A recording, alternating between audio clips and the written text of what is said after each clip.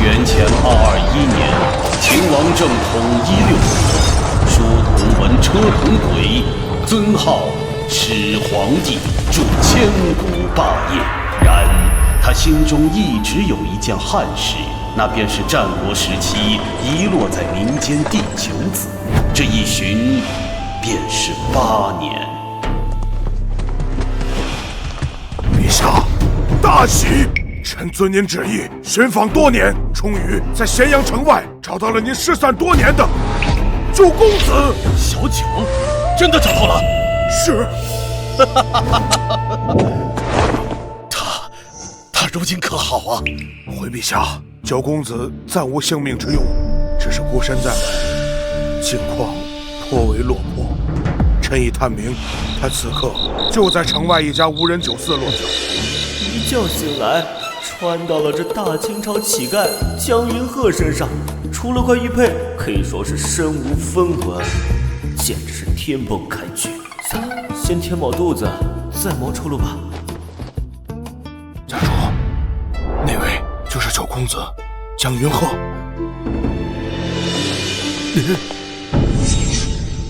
云鹤，爹，终于找到你了。啊，爹？我真是你爹呀，云鹤，你可认得这玉佩？陛下终于和九公子相认了。这2块玉佩怎么会一模一样？云鹤，这是爹在你小的时候亲手给你系在身上的。爹，你真的是我爹？哎，爹，我看你这衣着打扮，非富即贵，也就是说，以后我终于能吃饱饭了。岂止是吃饱饭呀！乞丐变皇子，九公子以后要享福喽。只可惜啊，这福我也享不了几年了。云鹤，这话是什么意思？爹，现在是不是秦王政33年？不错。爹，我告诉你一个秘密，这大秦啊要亡了。啊！这大秦才刚扫平6国，定鼎天下，车同轨，书同文的规制出城，疆域一统，百业待兴，正是国力上升、根基渐稳的好时候，这怎么可能说亡就亡呢？爹，咱家是做什么的？家里有多少？反正是大秦要亡了，咱们要不趁着大秦灭亡之前，先起兵造反？我操！九公子竟然当着陛下的面造反！这就是朕千辛万苦找到的私生子，简直是逆子，居然想谋逆！陛下，这江云鹤虽贵为公子，但危言耸听，意图谋反，实为大逆不道，请允许臣将其斩杀。老九刚刚说3年之后天下大乱，不急，朕再听听。云鹤，莫不是连你也认为这暴秦当反，秦皇这暴君当诛？爹，说什么呢？始皇帝所建立的丰功伟业，前无古人，后无来者，无人能比。不要听信那些儒生的一面之词，嬴政的雄才伟略，那可真是谁也比不了。小九虽然胆大妄为，竟敢直呼朕的名讳，但竟然句句说到朕的心坎上。可是这有传闻说，大秦之所以能够一统天下，是因为秦朝分6世之余烈积攒下来的雄厚家底，换作是任何一个人亦可做到，并非始皇帝一人之功绩呀。错，大错特错！只有嬴政，只有秦始皇，只有这位千古一帝，才能一统江山。小九虽流落在外多年，但他懂朕，朕的功绩岂是这些人一句话就可以否定的？朕的所作所为，岂是任何一个人可以替代的？这霸业初见，秦始皇也是摸着石头过河，犯了些错误，也是在所难免的。不过，在我看来，天不生嬴政，华夏历史万古如长夜。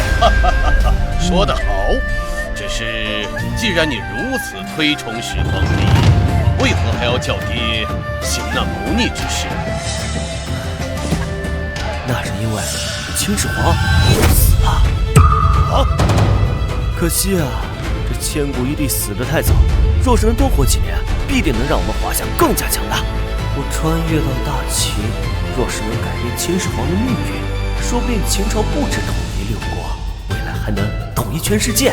只可惜我这身份，连秦始皇的面都见不到，他也不可能相信我说的话。云鹤，你说始皇帝要死了？没错，爹，就是下次东巡的时候，这秦始皇啊，就会死在路上。寡人要死了？你说始皇帝要死了，而且还死在了东巡的路上？简直危言耸听！陛下，请允许臣斩杀了这逆贼！给朕住手！始皇帝怎么可能会死？小九，你是怎么知道的？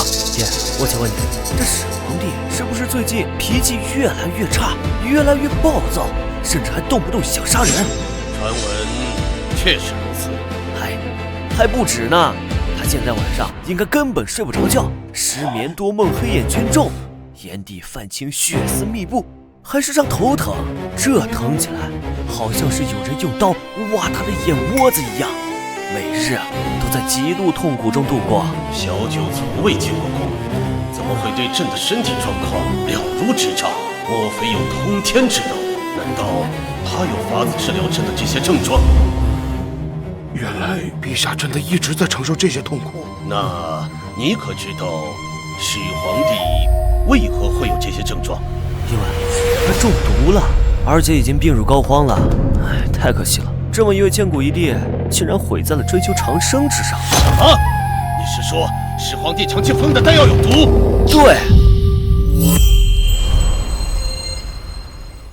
这徐福炼制的丹药都是用重金属炼的。他知道始皇帝想要追求长生，于是就先骗取了他的信任，之后再索要一大笔钱再跑路。始皇帝但凡聪明一点，先拿什么老鼠、兔子实验一下，也不至于死这么早。唉，没准还能多活几年。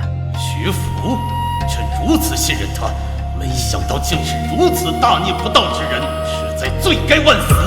云鹤，你说的极是，确实是那始皇帝疏忽了。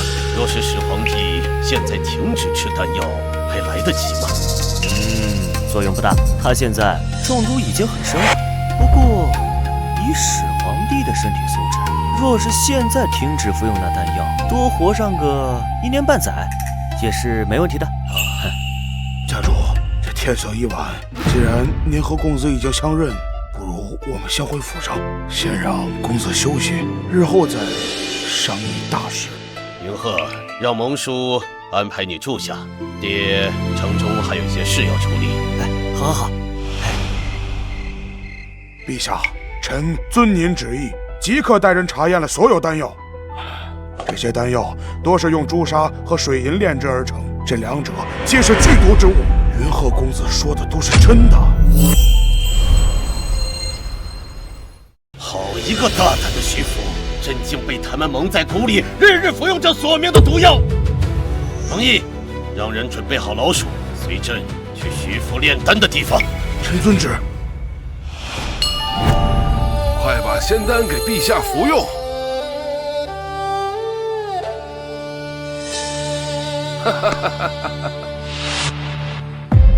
陛下，您怎么亲自来了？臣徐福恭迎陛下。陛下深夜驾临，莫非是知晓仙丹已然炼成，特意前来查看？哦，仙丹已然炼成了。蒙毅，快接过仙丹给朕瞧瞧。是，陛下。回陛下，幸不辱命。这粒仙丹刚刚炼制完成，蕴含天地灵气。陛下服下后，定能寿与天地相保，永掌大秦江山啊！徐爱卿，你为了朕的长生日夜操劳，朕心中甚是欣慰。为陛下效力乃是臣的本分。臣还有一事禀报。臣夜观天象，得知海中有蓬莱、方丈、瀛洲3座仙山，山上居有神仙。若能找到神仙，定能为陛下求得长生不老之药。果然如云鹤所说，这徐福想敛财跑路。哦，那依你之见，该如何前往？仙山路途遥远，需准备童男童女数千人，以及至少3年的粮食、衣履、药品和耕具，方能确保此行顺利。臣恳请陛下尽快准备，臣愿亲自入海求仙，为陛下求取长生。哼，徐福，你口口声声为朕求长生，实则是想借着入海求仙的名义，携带大量财物，据为私有，一去不返，对吗？哎呀，陛下，臣冤枉啊！臣对陛下忠心耿耿，绝无此意，求陛下明察。忠心耿耿，好，彭毅，把东西带上来。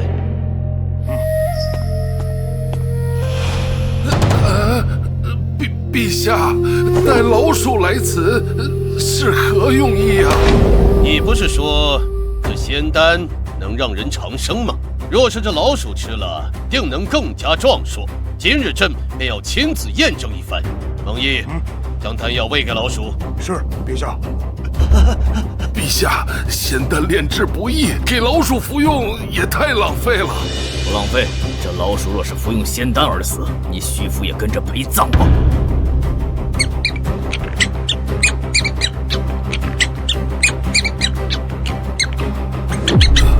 完了。徐福，这毒物就是你说的忠心耿耿。哎呀，陛下饶命啊！一定是炼丹中出现了什么岔子。对，一定是有人诬陷臣，请陛下再给臣一次机会，臣一定能炼出真正的仙丹呀！陛下，你这逆贼，害得朕差点丧命，今日朕定要斩了你，以儆效尤。陛下饶命啊！陛下饶命啊！陛下，请陛下再给臣一次机会吧！你这样的奸佞之徒，早该杀之！陛下。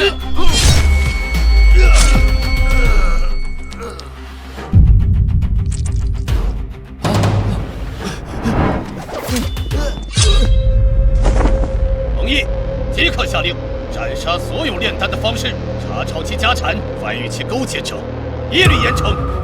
另外，传朕的旨意，从即日起，任何人不许再炼制仙丹，违令者斩。臣遵旨。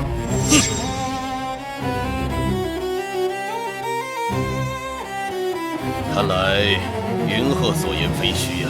若不是有云鹤提醒，朕可能就真的如他所说，最终落个暴毙的下场。他虽从未参与朝政，却知晓徐福的真实意图。若是今后有云鹤相助，或许能改变我大秦的命运。可是云鹤在外漂泊多年，他是如何得知这朝中密事？莫非跟朝中大臣有关系？陛下，云鹤公子的身份，臣查的是清清楚楚。云鹤公子从未与朝臣有过接触。看来这世界上还真的有像鬼谷子一样惊天伟地之人。云鹤，这宅子住的还习惯吗？你若是不习惯，爹再给你换个更大的。可太习惯了，这里的下人也很听话。爹，咱们家到底是做什么的？这么大的宅子就给我一个人住？云鹤一心想造反，若是告知他我的真实身份，怕是不能为大秦助力，还是先不告诉他。不过是做一些生意，这宅子不算什么。若是需要什么，跟你蒙叔交代就是。这好日子我还想多过几年呢。要是大秦没了，我这好日子也跟着没了。爹，上次说的造反的事，你考虑的怎么样了？该说的我已经说尽，大秦的命运就握在我们手里了。这3年时间，说长不长，说短也不短，我们要早做准备。爹，干还是不干？你一句话。干！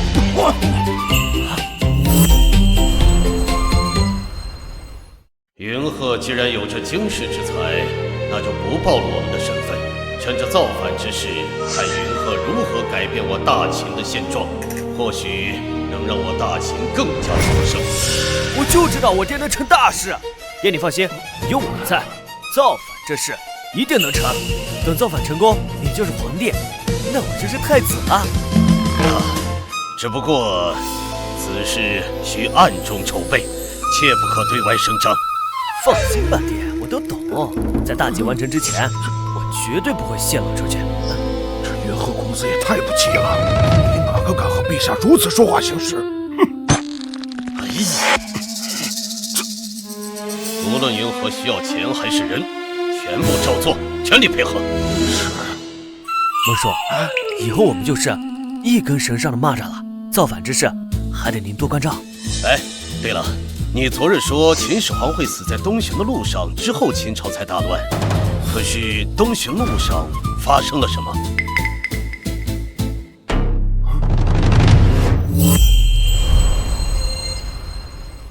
爹，你可知道这秦始皇东巡带了哪些人？除了自己的贴身侍卫，还有李斯、赵高和胡亥。朕确实打算带2人一起东巡。云鹤果然料事如神，赵高不过是个内侍，李斯是当朝丞相，带他们随行也合情理。这跟秦朝大乱有什么关系？关系可大了。始皇帝在东巡路上病重驾崩，之后秦2世胡亥继位，这位可是真正的暴君，在位3年，荒淫无度，贪图享乐，任用宦官酷吏实行暴政，折腾了3年。民怨沸腾，天下大乱，大秦就这么没了。传位于18，胡亥虽乖巧伶俐，甚得朕喜爱，但朕从未有意传位于他。自古以来，帝位当传嫡长子，朕一直是将扶苏当作继承者来培养。即便扶苏屡有不足，但目前看来，仍是最适合继位的人选。可始皇帝又怎么会传位于18子？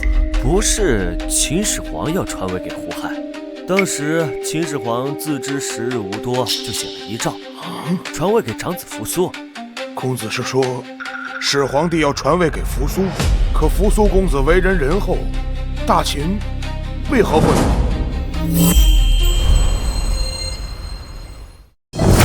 好问题！当时这诏书还没发出去，秦始皇就咽气了。赵高那可是一直都想当皇帝的，你们也知道，这赵高跟扶苏一向不和。赵高担心扶苏继位之后会收拾他，于是就请坏心思，篡改了遗诏。而赵高又是胡亥的老师，胡亥对赵高言听计从，胡亥上位不就等于赵高掌权吗？你们想想，一个阉人能把咱们大秦治理成什么样？据说这赵高不是对始皇帝忠心耿耿，这始皇帝对赵高也是特别的信任，他为何会行这如此不逆之事？这赵高在始皇帝面前卑躬屈膝装可怜，实则狼子野心，不仅暗中培养自己的势力，还和6国余孽勾结在一起。一旦有机会，他便会一步一步登上这至尊之位。朕未曾想，最终祸乱大秦的，竟是最得朕信任的赵高。朕真是看错他了，这老贼竟有如此野心，竟敢觊觎帝位。始皇帝为何没有发觉？赵高这个人，为达目的极尽隐忍。始皇帝没能发现，也算是情有可原。云鹤懂朕。云鹤，你说赵高篡改了遗诏，他们是怎么改的？他们先是把传位给扶苏改成了赐死扶苏，然后又发假诏给扶苏和蒙恬，说他们驻守边关数年，不但没有功劳，还埋怨朝廷，让他俩直接自杀。扶苏与蒙恬就毫无意义。要不说扶苏傻呢，收到假诏之后他就信了，当场拔剑就要自刎。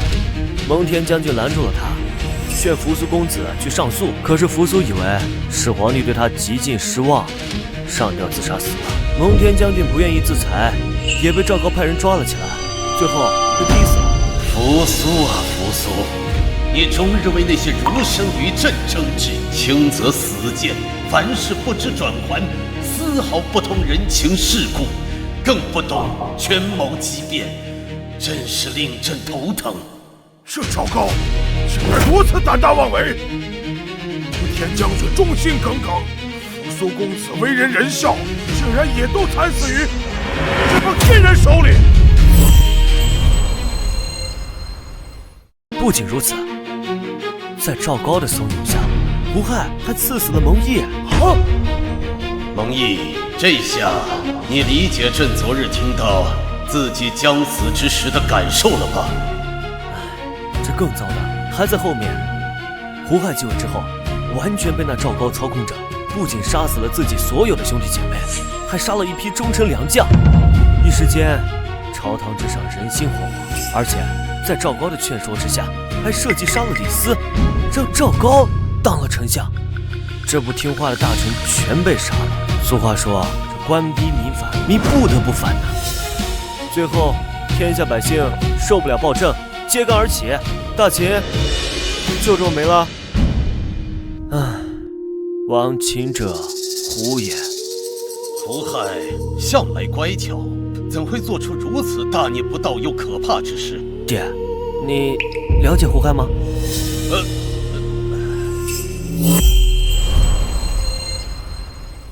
爹，你了解胡亥吗？也是，一介商户怎么可能了解皇子？这胡亥在外人面前乖巧懂事，实际上邪淫暴力，以虐杀为乐。他残杀自己至亲，手段特别的残忍，或五马分尸，或尸刨落，或活埋。其实始皇帝只要查，也能发现蛛丝马迹的。原来如此，赵高、胡亥竟然是我大秦的掘墓人。但既然朕已经知道了这结局，就一定要想办法改变。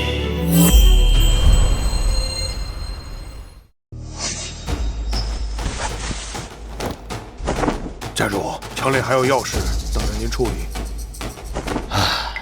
云鹤，你刚刚回来，在家好好休息，照顾好自己。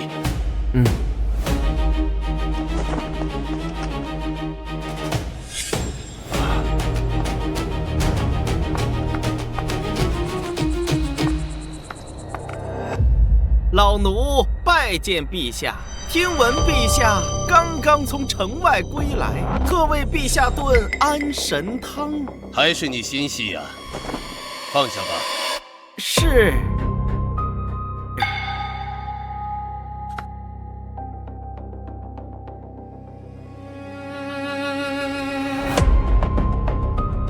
陛下，您最近老是睡不安稳，这药膳房特意出了新方子，这温着喝更是养神，您尝尝。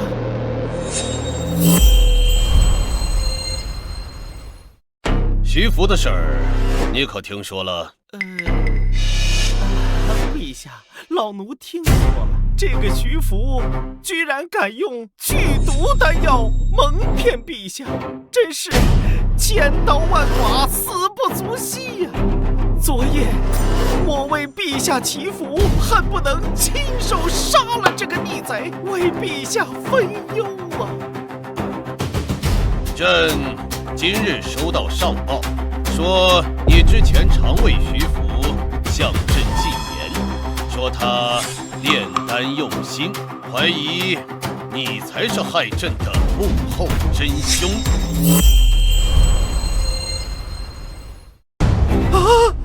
陛下，下明鉴呐！老奴只是听说徐福的丹药可以为陛下延寿，才糊涂为他进言，绝非与他勾结呀！陛下，老奴如若知道他是奸人，绝不会让他靠近陛下半步啊！请陛下明察。巧舌如簧，朕竟然被他骗了这么多年！哈哈哈哈！你紧张什么？朕自然知道你是无心之失。起来吧，以后做事啊多用点心，别再被别人蒙骗了。谢陛下宽宏大量，老奴以后做事一定谨小慎微，绝不给陛下添麻烦。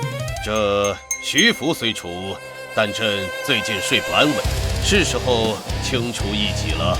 是陛下，臣这就派人仔细排查，并将对陛下有异心之人全部揪出。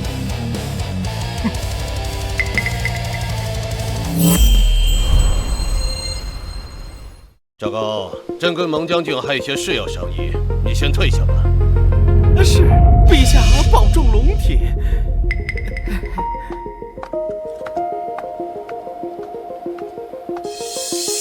陛下，这就放他走了？他若安分，兴许还能多活几日。不过以朕对赵高的了解，他今晚一定会有所行动。你去安排人手吧。是，陛下。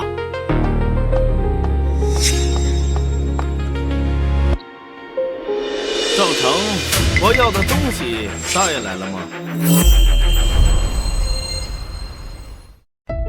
兄长，这是你要的千机毒。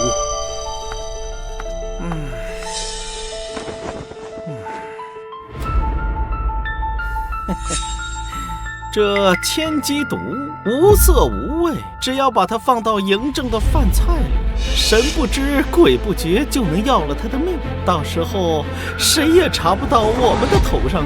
赵大人，此法甚好，咱们人少，行刺肯定行不通，唯有下毒。对，反正那暴君已经中毒至深，到时候就说是他吃仙丹自己吃死的。兄长，嬴政刚刚处置过徐福，现在肯定很谨慎。咱们这次的动作是不是太着急了？万一被查出来……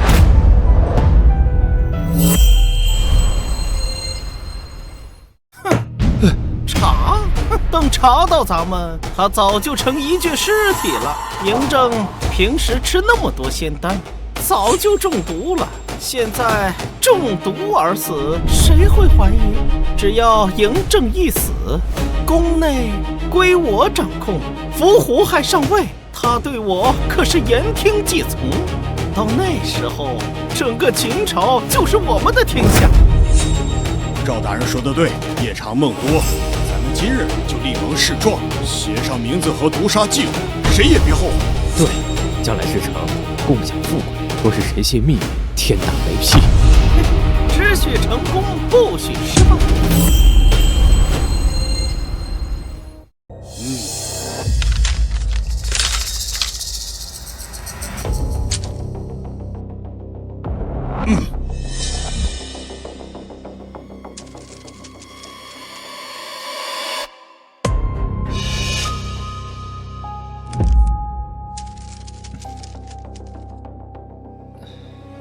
快点儿，别磨叽。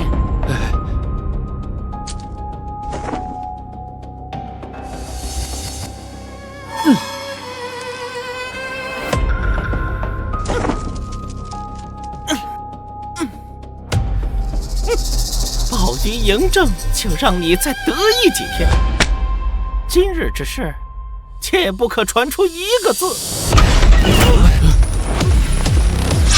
赵高，你好大的胆子！赵高，你好大的胆子！暴君，我杀了你！若不是嬴赫，朕恐怕到死都不知道自己养了一头白眼狼。陛下饶命啊！都是我兄长的主意，我是被逼的，我什么也不知道，求陛下饶命啊！赵高，这毒药真的能让人神不知鬼不觉的死？陛下，都是他们逼老奴的呀！这6国余孽非要逼老奴反秦，老奴是想找机会替陛下除了他们。老奴对陛下的忠心日月可见啊，陛下。哦，是吗？赵高，你个老贼！是你说嬴政要起义了，要趁早行动，还说你做内应最合适，现在倒把责任推给我们。陛下，不要听他们胡言呐！老奴跟随您20多年，从未有过反秦之心呐，请陛下明察。赵高，朕待你不薄啊，给你高官厚禄，让你掌管宫中内务，而你却勾结着6国余孽，要杀朕夺位。你为一己之私勾结外敌，意图颠覆我大秦，想要夺取朕的江山。今日人赃并获，你死罪难逃。你可还有什么话要说？嬴政，你个暴君！你灭6国，让多少人家破人亡！你残暴不仁，百姓对你恨之入骨。大秦早晚要亡在你的手里。你错了，赵高，你才是毁灭我大秦的罪人。没有你，我大秦能走得更远。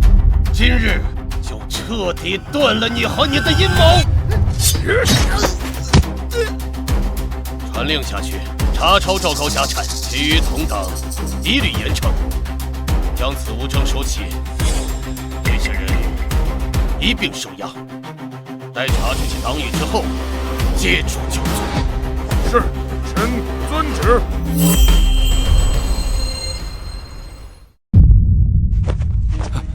陛下，陛下，臣愿与宫中所有党羽，求陛下饶命，求陛下饶命啊！赵高之事完全如云鹤所说，见赵高已除，大秦的隐患又少1个。接下来该处理胡亥的事儿了。另外，传朕旨意，胡亥受赵高蛊惑，心性扭曲，若继续留在咸阳，恐会再生事端，即牵至边境反省。没有朕的旨意，终生不得返回咸阳。明日一早启程。是。云鹤才是我大秦的功臣，云鹤有你相助，朕定会让你看到你所期待的大秦会在朕的手中变得更加辉煌。果真如云鹤公子所说，陛下为了大秦付出了太多。众人都说秦始皇是暴君，云鹤是否也如此认为？所以才想造反，推翻秦朝啊！不，爹，你误会了。我说的造反，不是要推翻大秦，而是要延续大秦。秦始皇，那可是我最崇拜的人，我怎么能眼睁睁看着他打下来的江山被这些人给毁了？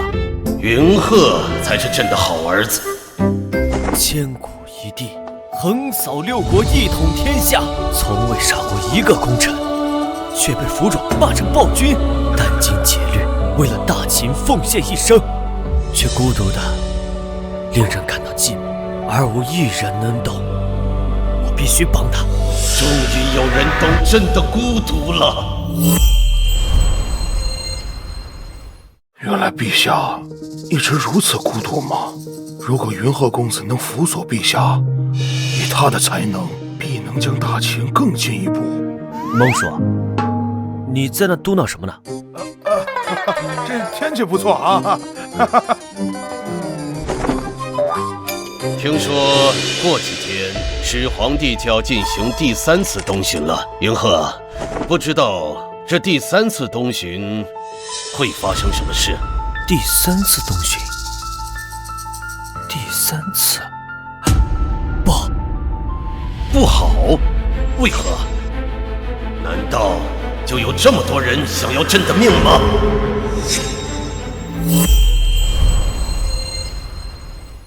爹，这第3次通巡是不是会经过一个叫博浪沙的地方？就是夹在黄河与官渡河之间的那个博浪沙。根据爹得到的消息，始皇帝确实会经过博浪沙，可这难道那地方有问题？问题大了！爹，博浪沙会出大事！有人在那行刺始皇帝！啊！公子说的是真的？谁这么大胆子，敢行刺始皇帝？爹，这东巡的情报你怎么会知道的这么准确？难道咱们家的探子这么厉害了？难道云鹤对朕的身份起疑心了？啊，哈哈哈哈！爹做生意多年，在朝中啊也认识些始皇帝身边的近臣，打点好了，自然就有情报了。能知道此次东巡线路的，应该都是朝中重臣。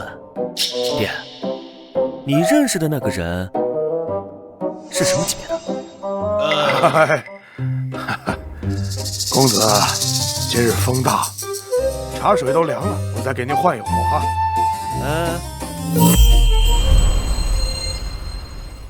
蒙叔，先别急，我跟爹聊聊天，爹还没回我呢。你认识的那个人是什么级别啊？如果是位高权重，咱们以后造反岂不是更方便？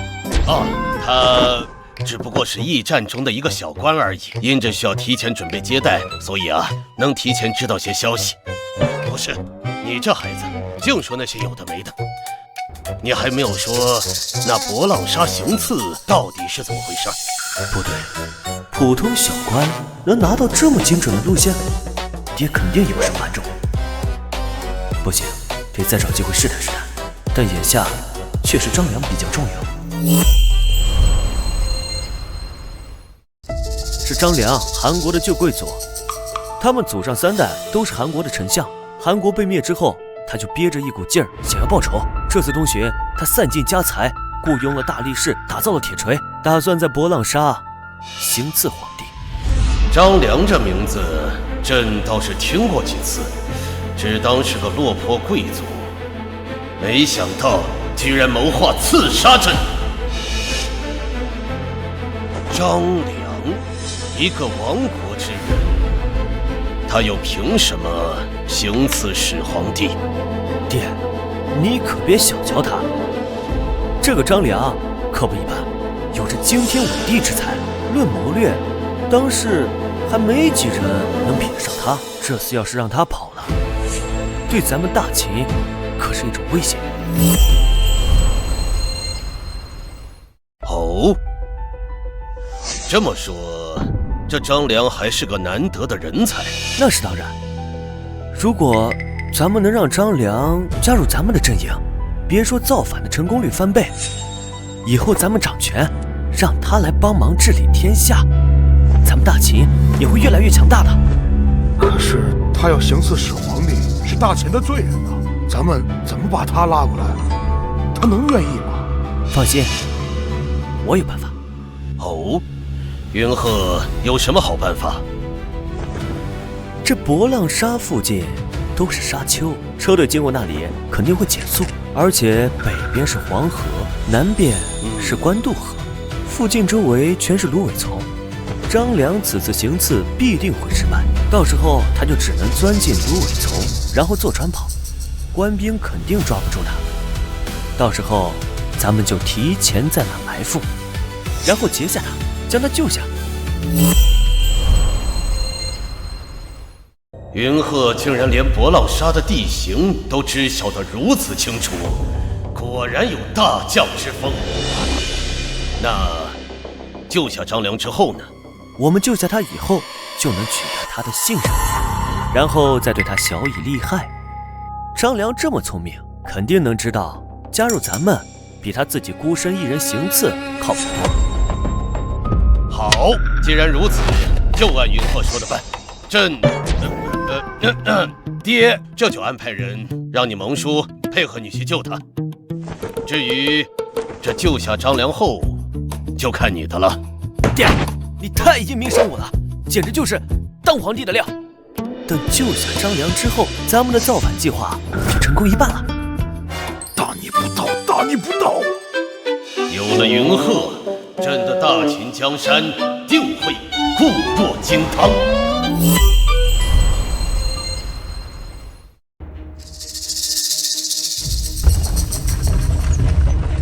陛下车驾在此，闲杂人等速速退避。秦始皇就在这马车里，真想看看千古一帝究竟长什么样。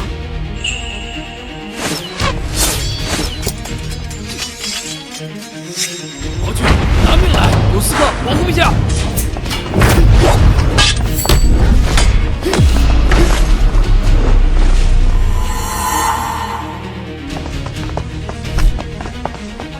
历史上此次暗杀，秦始皇命不该绝啊！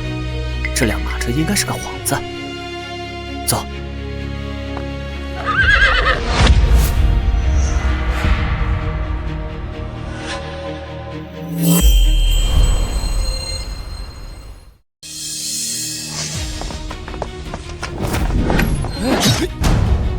张先生，秦王狡诈，并不在车中，快逃！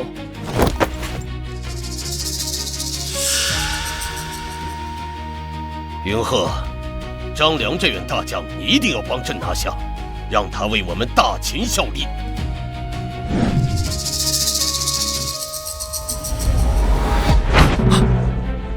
你们是谁？张良，张子藏。我知道你为了报仇刺杀秦始皇，就是为了给韩国报仇雪恨。你怎么知道我的身份？你到底是谁？你们是朝廷的人？你别紧张，我们不是朝廷的人。不是朝廷的人？那你们拦着我干什么？我叫江云鹤，至于我是怎么知道你的，这你就别管了。你杀了秦始皇，就能报仇雪恨了吗？就算你今日行刺成功，韩国就能成功复国了吗？不能复国也要杀了他！他灭了韩国，害得我家破人亡，此仇不共戴天。你糊涂啊，张先生！你乃当世奇才，满腹经纶，却把心思都放在报仇之上，实在是太可惜了。你想想，杀了秦始皇，天下大乱，百姓流离失所，这难道是你所想看到的吗？是皇帝残暴不仁，百姓早就苦不堪言。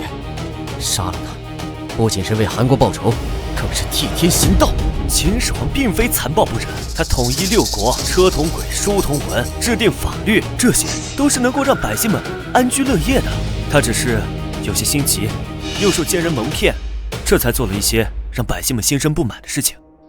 你为秦王说话，还说不是朝廷的人，你究竟有什么目的？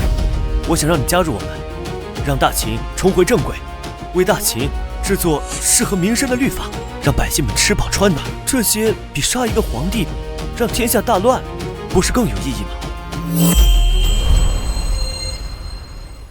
你想让我辅佐秦王？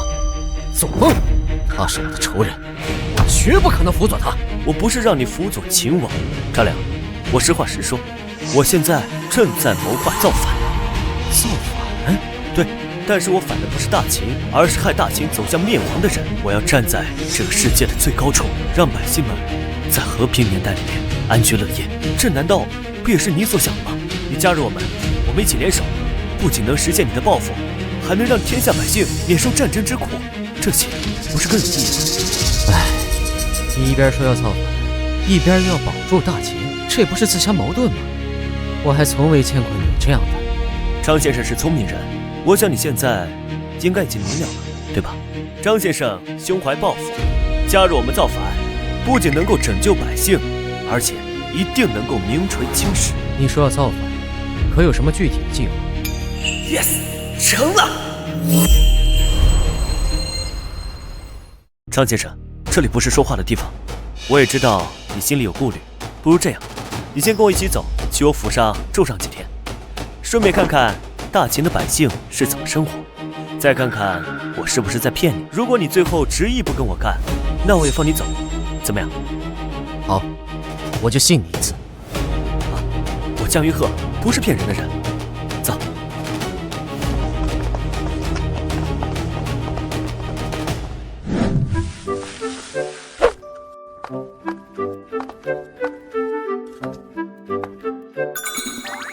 这位先生，您是外地来的吧？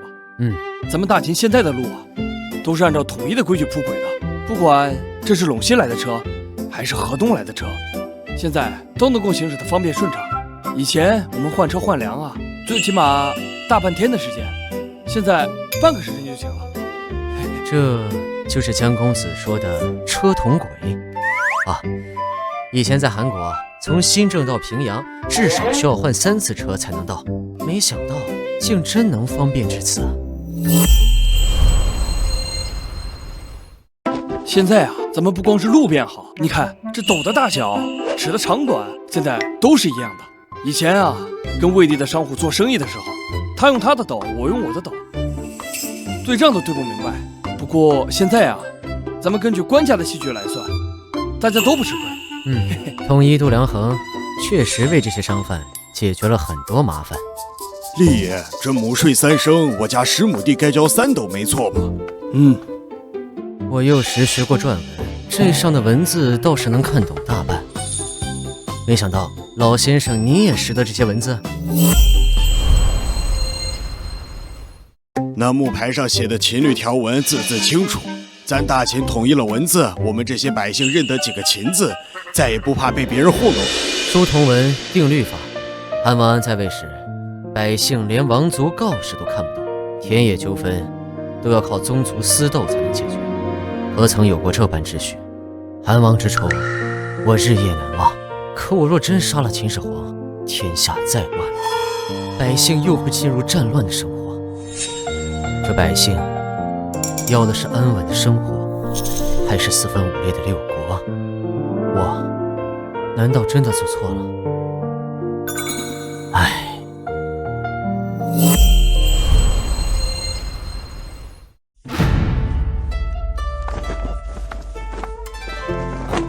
张先生，这几日在我府上住的可好？可还习惯吗？多谢江公子，住得很好。这几日我走访了咸阳城很多地方，这所见所闻确实颠覆了我对大秦的认知。正如江公子所说，百姓的生活较之以前改善了很多。张先生这是愿意放弃反抗大秦，与我联手了？这几日我亲眼看到嬴政实行的律法对百姓属实有益。如果我执意造反，又会将百姓推向水深火热的境地。亡国之仇虽然未报，但张某还做不出如此伤天害理的行为。不愧是说出以兵谋安天下，以人心护苍生的张良。还有，我还发现了很多可以改善的律法。我听说张先生对律法颇有研究，不如说来听听。可真是没有江公子不知道的事情啊！我左右闲来无事，便写了一些修改秦律的一点建议，还没来得及完善。江公子若是不嫌弃，就看看吧。这么快？建立义仓，救济灾民，鼓励开垦荒田。张先生，你这条例写的也太好了吧！这些都是对百姓能够安居乐业的法子，民安而国安。行，到时候咱们造反成功，就按照这个法律。对了，我得派人去告诉我爹，今天添了这么一员猛将，离造反计划又可以进一步了，必须得好好庆祝一下子。爹，你造反还带着你爹？是啊，我爹那可是雄才伟略之人，绝对是当皇帝的一把好手。咱们回去就会见到他，到时候肯定会喜欢他的。云鹤，什么事儿这么着急啊？爹，我刚准备派人去找你，你自己就来了。你看，这是以后咱们执政的律法，张先生已经写出来了。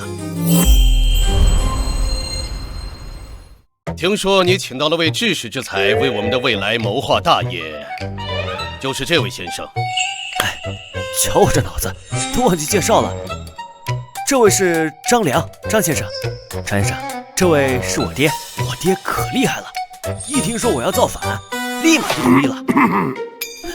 啊，在下张良，见过江老爷。江老爷，罢了，为了大秦，就随儿子戏一回。哈哈，张先生不必多礼，早就听云鹤说，找到了一位难得可贵的人才，今日一见，果然名不虚传。江老爷过誉了，快请坐。哎，是张先生所写。只是一些愚见，还需进一步完善。若是以后二位掌权，可以推行此律法，或许百姓的日子可以过得更加安稳。张先生其中的建议真是直切大秦的律法命脉呀！张先生不愧为治世之才，回去就尽快推行，百姓定会更加拥护大秦，大秦的根基就能更稳固。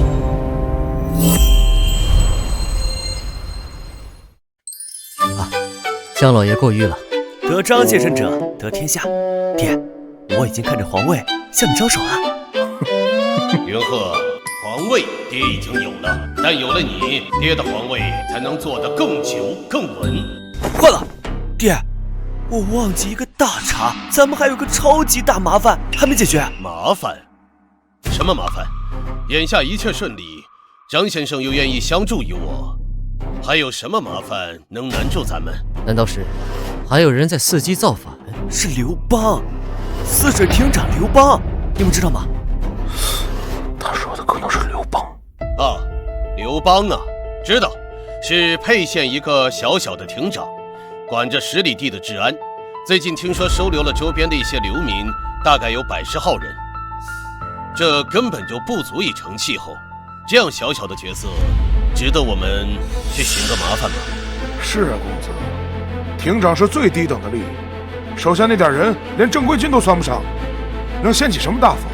何必放在心上呢？一个亭长无钱无权无势，如何能与灭6国的大秦相抗？错了，你们都错了。这刘邦虽然看起来吊儿郎当的，但是他野心极大，而且特别善于笼络人心，好大一批能臣猛将都愿意跟着他干，还对他死心塌地的。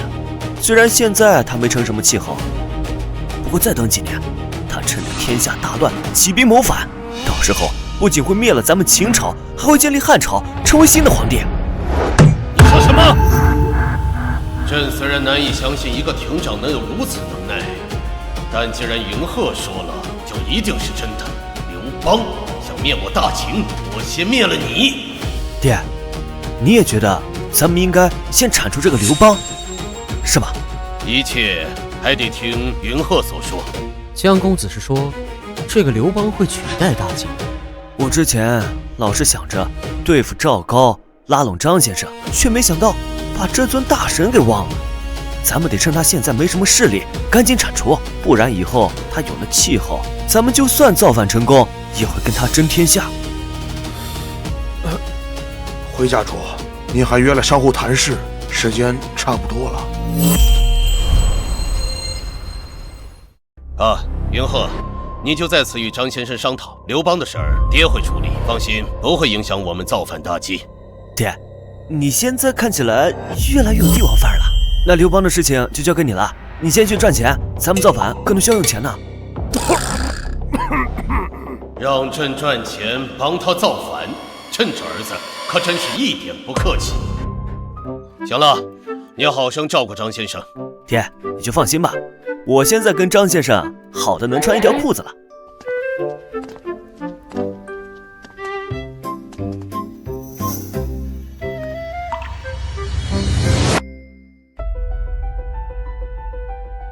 刘邦的事情查得怎么样了？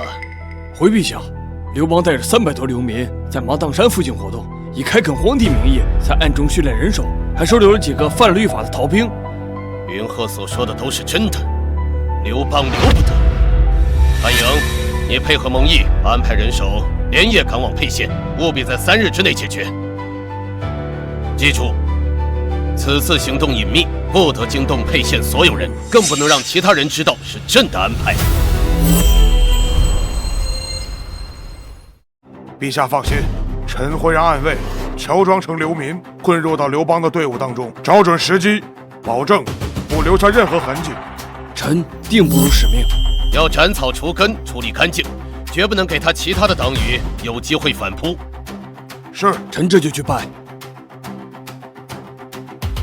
云鹤，你又帮朕守住了大秦江山，可你是如何这么准确地知晓过去和将来的事？罢了，如何知晓的不重要，重要的是云鹤够告诉朕一些事情，让朕可以扫清障碍，护江山。哼，真是我们大秦的福泽。嬴政这小老儿在咸阳享清福，我刘邦在这芒砀山喝西北风。等老子收了够人手，定再杀回沛县，再图大业。大哥放心，兄弟们都服你。再过几日，等兄弟们再寻些粮食来，咱们就可以扩充人口。到时候别说沛县，就是咸阳，我们也敢闯一闯。好，为兄弟们的大业，喝！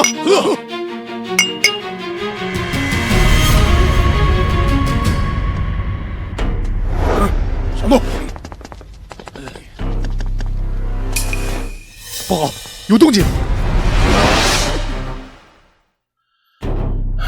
刘邦，今日你死期到了！你是谁？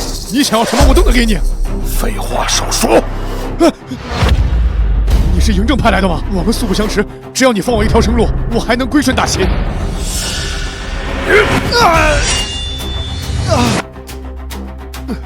嬴政这个暴君，要是再给我几年时间，我刘邦一定能推翻大秦！杀！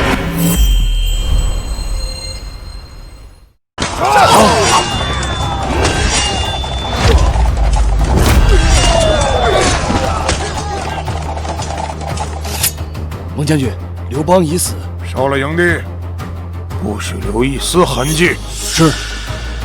撤。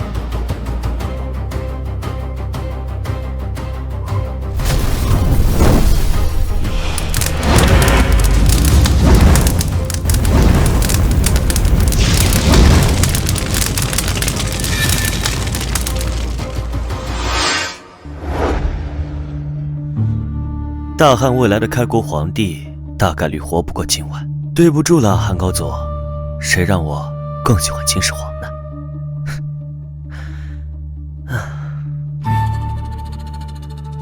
事情可还顺利？回陛下，刘邦已在芒砀山伏诛，其营地俱已烧毁。你们辛苦了。陛下，楚地急报，项梁携项羽收拢楚地旧部，在会稽郡囤积粮草兵器，自有反秦之意。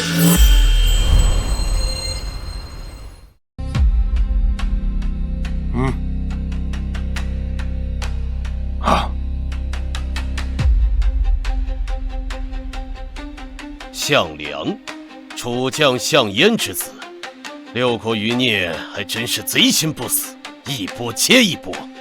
陛下，项氏在楚地声望极高，项梁富有谋略，项羽勇猛过人。若说他能起兵，楚地各地纷纷响应，恐成大患。不如即刻派兵围剿，斩草除根。哎，围剿不可取。楚地刚刚平定，百姓尚未完全归附，此时若派兵镇压，反而给了项梁一个替天行道的借口。但若不除之，必成大患。那陛下，您的意思是？蒙毅，备车，去见云鹤。陛下，云鹤公子尚不知您的真实身份，提及此事，会不会令云鹤公子起疑呀？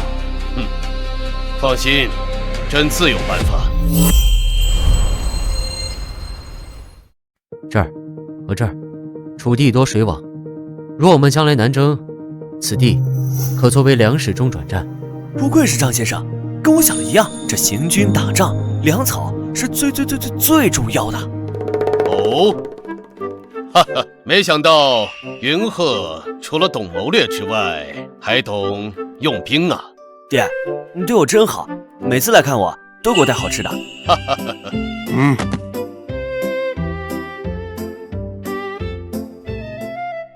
你和张先生看的这个可是楚地的地图？对，我刚刚在和张先生研究我们行军打仗的事情。这个楚地呢，我们打算作为粮草中转站。楚地地图，云鹤真乃朕的福星，都不用朕想理由了。可是爹最近听说楚地并不太平，说是会稽郡有个叫项梁的人，带着他侄子项羽收拢了不少旧部，形势张扬。若是放任他们，恐怕会影响咱们的计划。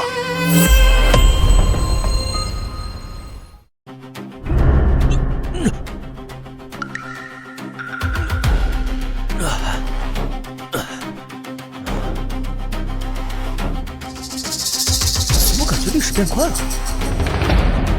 算了，爹，我知道这两个人，这个项梁有谋略，项羽有万夫不当之勇。要是他们两个起兵反秦，比那刘邦难对付多了。项梁，楚将项燕之子，此人在楚地极有号召力，若是有意反秦，确实会造成地方不鲁邦，那依你之见，该如何处理？可不能让他们影响咱们的计划。不愧是陛下，几句话就完全掌握了主动权。处理？不能处理，咱得拉拢。据我所知，这个项梁起兵反秦，无非就是因为楚国被灭，项氏没了地位，想拿回自己失去的一切而已。咱只要承诺他们，如果说造反成功，给官职，给兵权，到时候西楚霸王也能给咱们做事。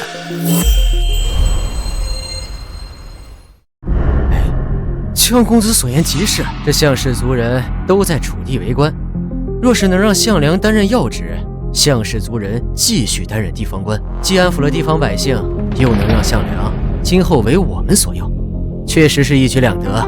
西楚霸王项羽竟如此无奈，云鹤不是最喜欢朕吗？为何对这项羽评价如此之高？可若是依云鹤所说，这项羽有如此胆识，谁也不能保证他以后不会再起反秦之心。爹，这项羽虽然说有勇有谋，但是也有两个致命的缺点。第一，政治短视，这就能说明他能被劝降。第二，他不善用人。如果说他归顺我们一直派人盯着他，以后他也成不了什么气候。云鹤真是处处为朕的大情着想，这样的造反，朕欢迎。好。那爹这就派人去接触项梁、项羽二人，探探他们的口风。爹，你人脉这么广，不知道的还以为你是秦始皇呢。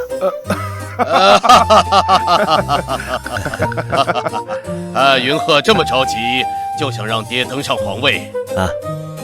爹只有当上皇帝，我才能当太子不是？看来云鹤对朕的身份还是有疑虑，今后需要更加谨慎才行。爹这脸上看不出有什么变化，回答的滴水不漏，难道真的是我多心了？吓死我了！哎呦，两位是从咸阳来的商人，找我何事？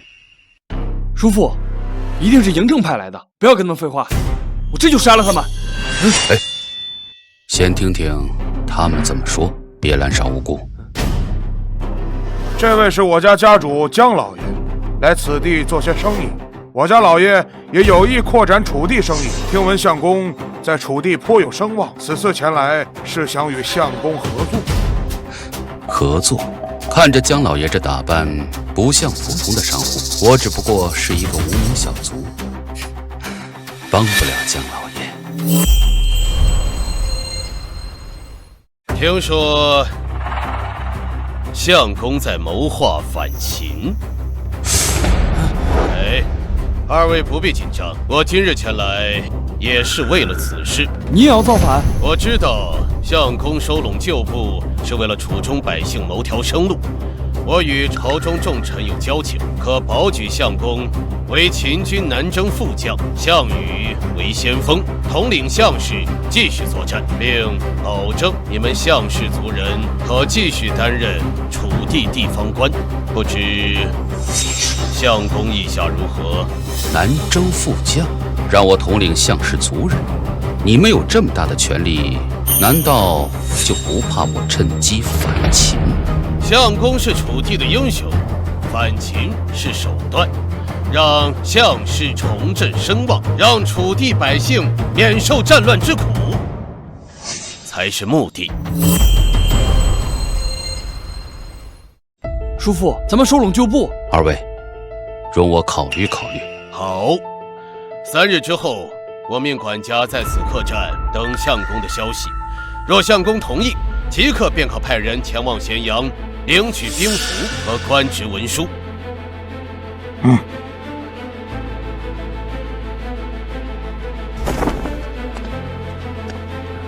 叔父，这个姜老爷说的有几分道理，我们可以先保全族人，积蓄力量。若日后嬴政仍然暴政，我们再反不迟。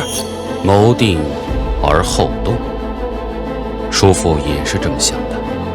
只是这姜老爷能与这朝中重臣有交情，还能保举副将的官职，此人绝不简单。报陛下，战报来了。好，快呈上来。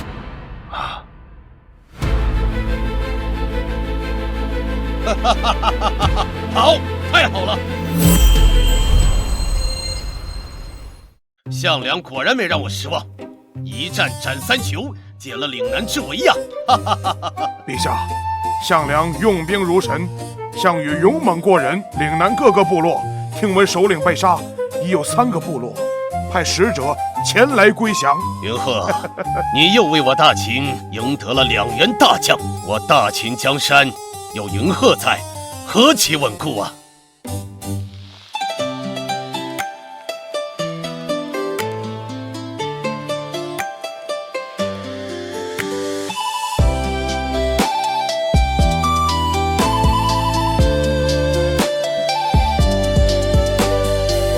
陛下，自陛下统一天下，废分封，设郡县，书通文，车同轨，如今又平定岭南，此乃武威圣德，远超3皇5帝。臣请陛下饮下此樽酒，祝大秦江山永固。陛下英明，大秦之幸，大秦之幸。诸位爱卿，共饮。哈哈哈哈哈哈！好一个大秦之幸！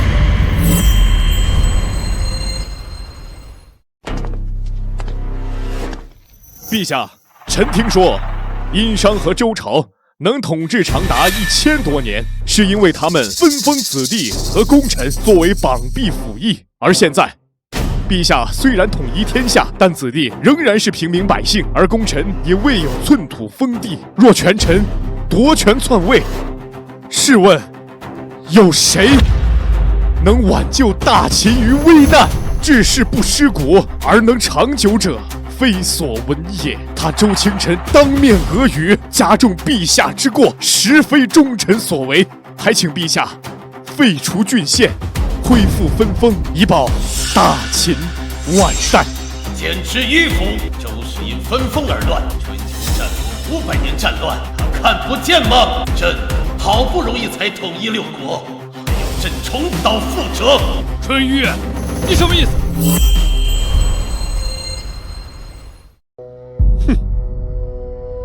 什么意思？意思就是你说的不仅是废话，你还是大秦的奸佞。陛下，如果您的身侧全是他周清晨这般小人，大秦亡矣。众爱卿，觉得淳于博士所言如何？回陛下，臣以为淳于博士所言极是，分封乃古法，不可轻废。确实，分封天下乃是正道。臣附议。不知云鹤对此又有何等见解？朕要出去走走，众爱卿继续宴饮吧。是。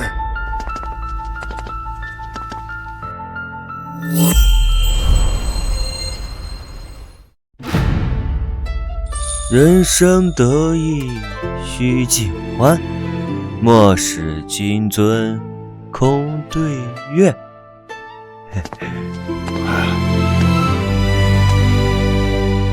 好诗啊！哈哈哈！没想到云鹤还会作诗，看样子爹对你的了解还不太深啊。对，这首诗不是我写的。你怎么这么晚才回来？啊，爹，今日听朝中好友提起，说淳于越在始皇帝的大宴上再次逼始皇帝实行分封制。爹只不过想到以后肯定也会遇到这种情况，所以想问一下你的看法。一般胡言，他们脑子有病吧？分封，他们是想让天下重新陷入大乱吗？还是想让百姓再次接受战争之苦？还是说想让秦始皇好不容易统一的六国再次分崩离析？公子说的是啊。云鹤当真是如此以为的？当然，他是忘了之前六国战乱有多惨烈了。这些贵族一天天的什么都不做，只是想着坐享其成。幸亏始皇帝没听他们的，不然大秦不用等到3年后，现在就分崩离析了。好，说得好，喝酒。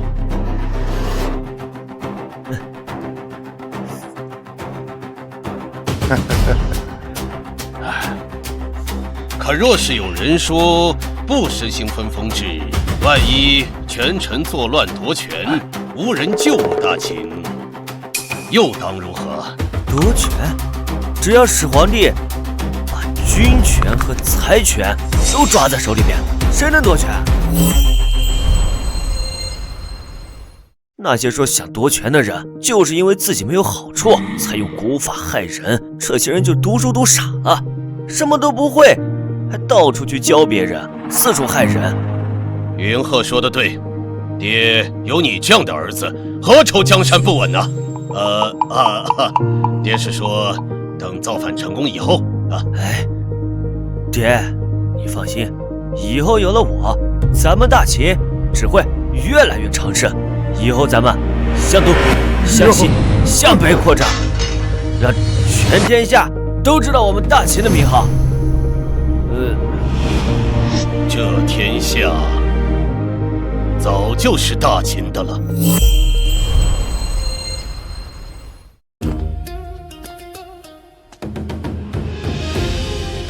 陛下，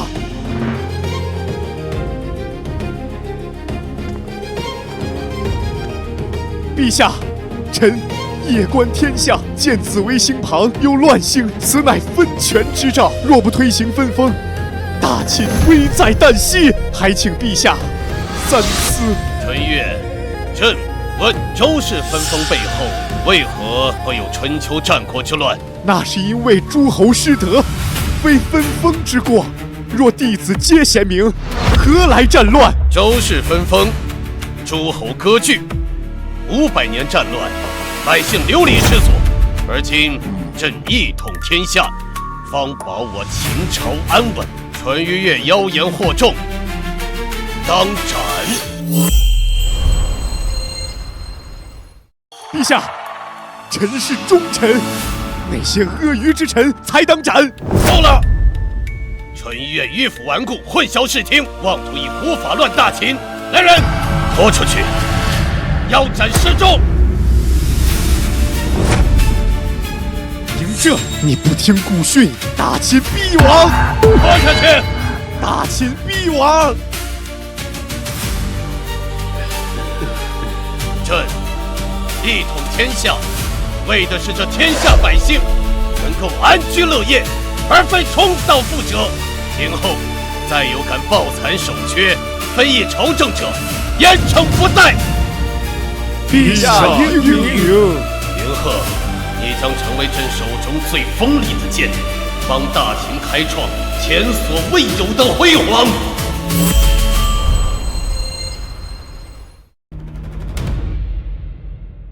陛下，臣李斯有要事启奏。土地新定，臣建议加征赋税，以征军饷，支持南征岭南。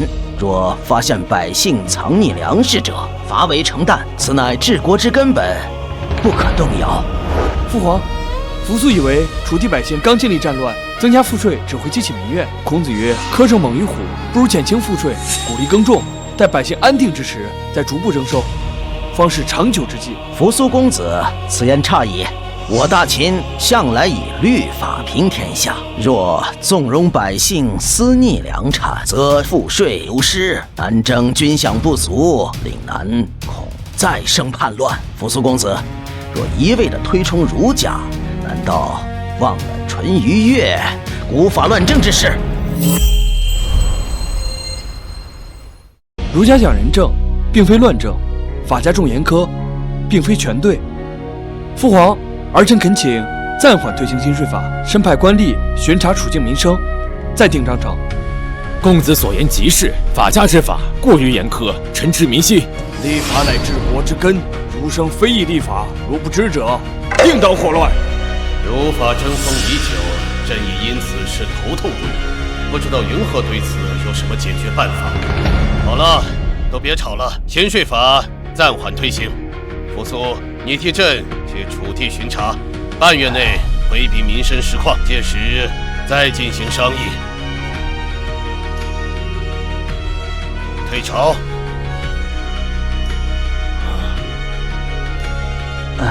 蒙将军，蒙将军。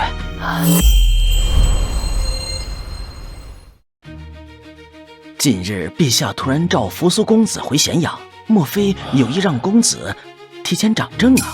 陛下自有安排，李丞相只管做自己分内的事情。蒙将军，陛下前几日所做之事与近几日大相径庭，先是徐福，后是赵高，再就是前几日的淳于越。陛下突然召扶苏公子回咸阳，要是扶苏公子掌权，我这法家派岂不是首当其冲要被……不能坐以待毙，要不我这丞相之位不保啊！李丞相请放心，依法治国才是根本。今后若是有找我冯杰的地方，尽管开口。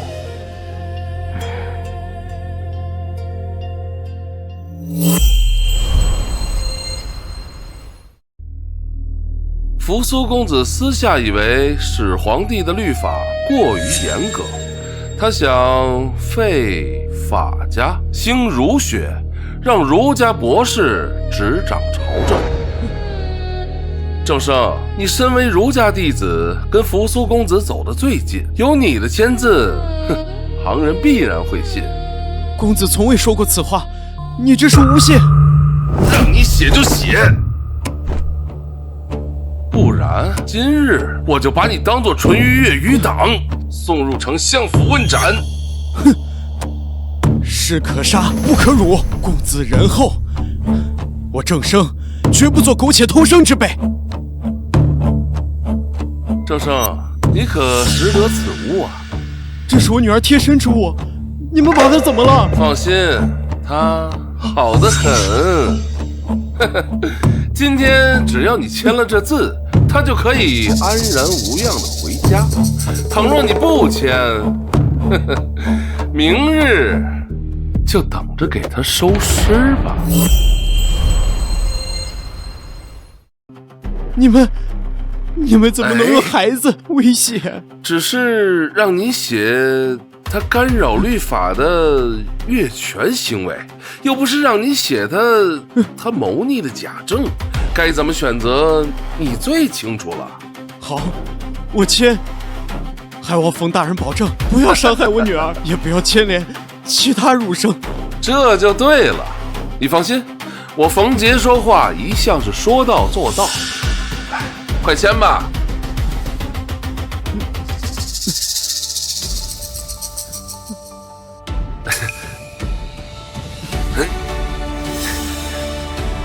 公子，我郑生对不起你。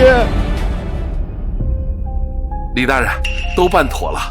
去，把这消息散布出去。放心，李丞相。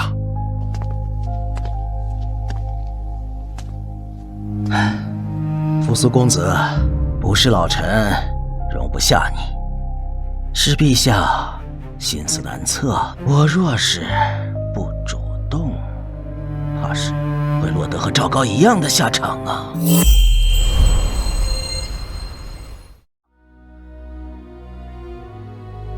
密报上说，近来咸阳城内谣言四起，说扶苏公子与儒家博士勾结，意图借楚地巡查之机，联合地方组织，逼迫陛下废法家，兴儒学。一名扶苏亲近的儒生还写了亲笔书作证。蒙毅，这件事儿你怎么看？回陛下，扶苏公子刚前往此地，不利的谣言就开始四起，这个时间有点太凑巧。臣觉得此事必有蹊跷，这是有人在背后推波助澜。走吧，我们去街上听听。对了，去叫上云鹤。是。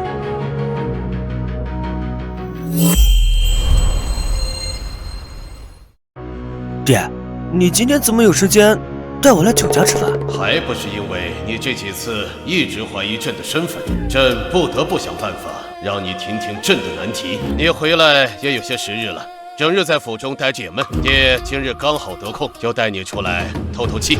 也正好，我好久没有出来逛了，谢谢爹。你们听说了吗？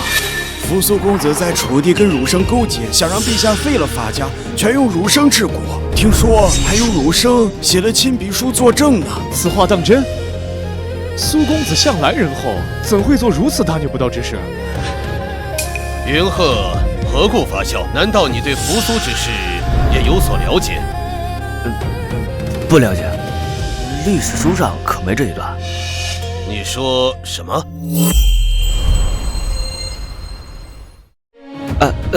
没什么。爹，这就是最低级的，舆论战。舆论战？没错，就是有人想在背后搞扶苏，可是又没胆子给他扣上谋逆的帽子，只好拿废法家说事儿。这背后大概率就是李斯搞的鬼。这个墙头草也是够笨的。哼！云鹤果然敏锐，一眼就看出是李斯的手笔。这倘若不是李斯干的，还真就是扶苏的主意呢。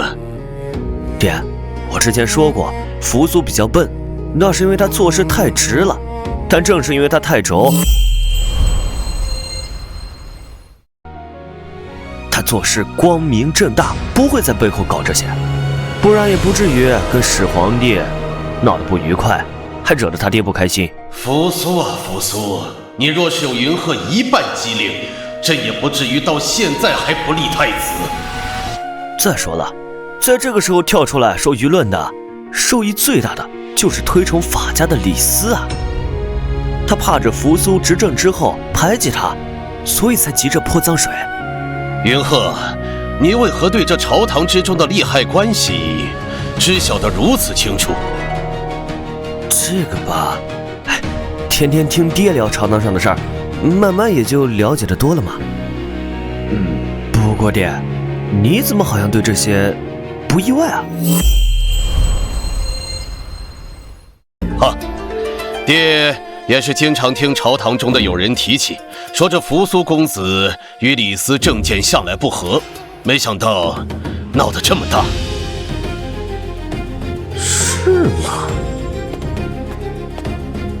你们怎么敢在背后妄议皇子？况且，扶苏公子绝不是这种人，是有人造谣。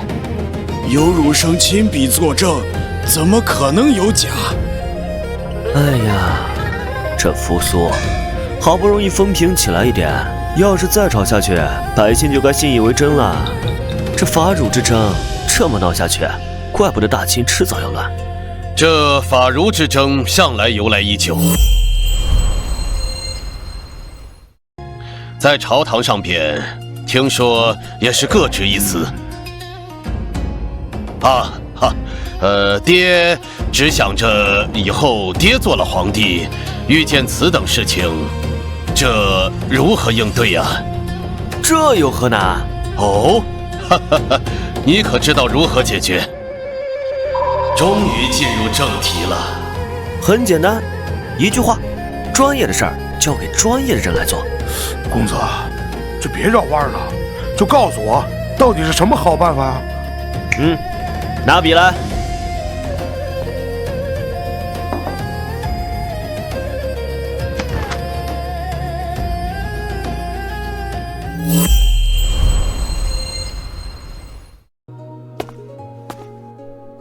很简单，首先，这始皇帝可以设置一个议政阁，大家各司其职，互不打扰。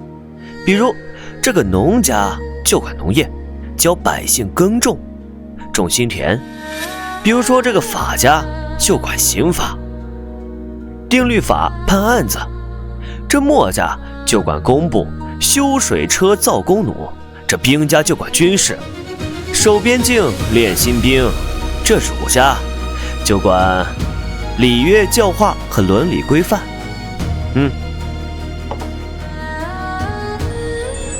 你看，这样一来，大家各司其职，互不打扰。这法家不会去跟儒家去抢什么教化，这儒家也不用管法律，大家各司其职，各做各的，就不吵了。这议政阁简直是为我大秦量身定做，既保留法家根基，又能让儒家发挥作用，还能调动墨家、农家的力量。朕从未如此惊骇过，只有用惊骇才能形容此时朕的心情。云鹤，云鹤，你到底还有多少才能是朕不知道的？只是这议政阁该由谁去管？咱们得设一个议政阁，但议政这阁主不能专政。哪家要议事，就得拿出证据出来说话。比如说这法家，他想要加税，就得拿出均赏账目；这农家想要减租，就得拿出亩产数据。大家都凭事实说话，谁也别想胡搅蛮缠。放心吧，爹，等到时候你坐上那个位置，这些都不是问题。哈哈哈哈！云鹤，爹现在觉得你比爹更适合那个位置。爹，你现在正值壮年，正是闯的时候。等你把这个位置坐稳了，再传给我。嘿。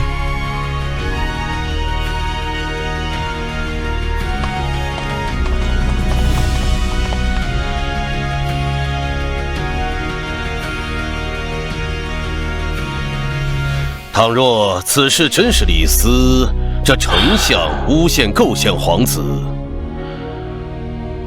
岂不是不能再用了？非也，非也。爹，你说这李斯最想要的是什么？地位、权力。对，正所谓用其长，避其短，这治国也一样。秦朝一半的律法都是李斯带头牵制，他既然想要实权，始皇帝就给他实权，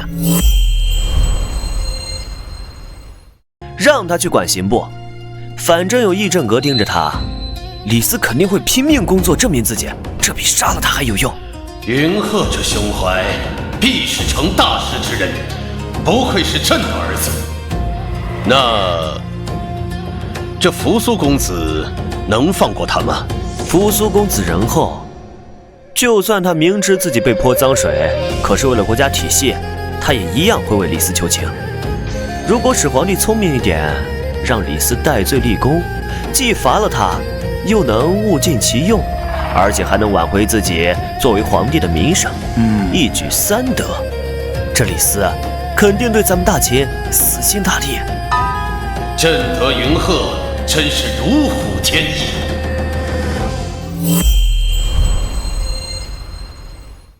启奏陛下，儒生正生举报扶苏公子，意图拉拢旧部，废法家，兴儒学。这是正生的亲笔信，请陛下裁决。公子乱政，若不严惩，恐生祸端。若真如冯爱卿所说，正生举报，那便传正生上殿。求陛下降罪，都是冯杰冯大人以身家性命相逼，臣才无奈签下举报信。扶苏公子从未有此妄言，请陛下明察，请陛下明察。你有什么证据？小女的长命锁就在冯大人身上，上面刻有小女名字郑念，陛下一搜便知。你胡说！陛下，臣从未见过她呀，她一定是为了活命诬陷臣的。陛下，蒙毅，搜。是。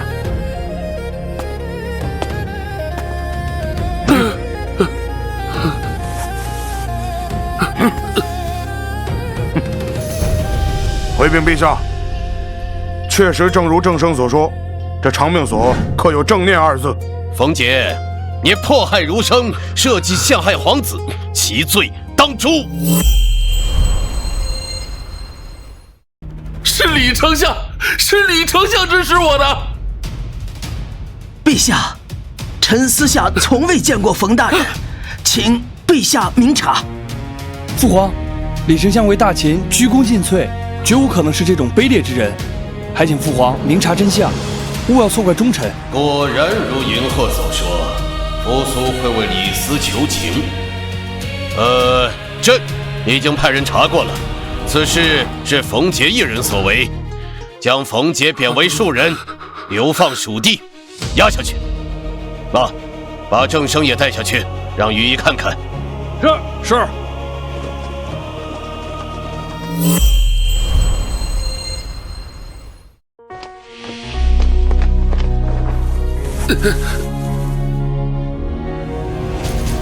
构陷皇子是大罪，必须有人付出代价。李斯，朕就暂且留着你的命。若是将来你对大秦无用，朕绝不手软。李斯，冯杰身为你下属，你有管理不当的失职之责，该罚。臣知罪，请陛下责罚。罚俸禄1年吧。臣谢陛下。快起来吧，我还有一件事情要宣布。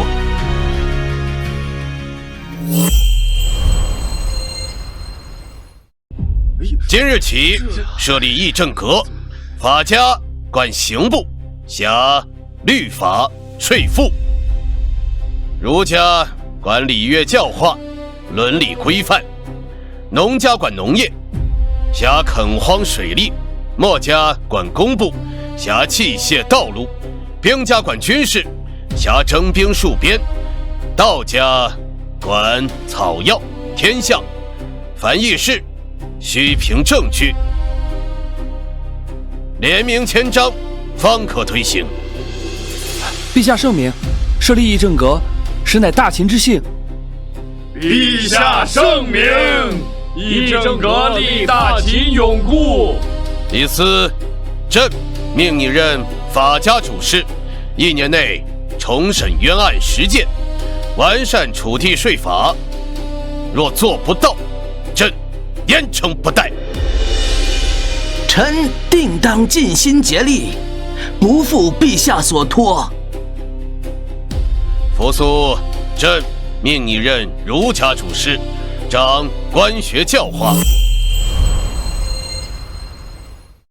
为我大秦培养人才。儿臣领命。云鹤，你这议政阁不仅解决了法儒之争，还让朝堂归位，真乃治世良策。众爱卿若无其他事，就退朝吧。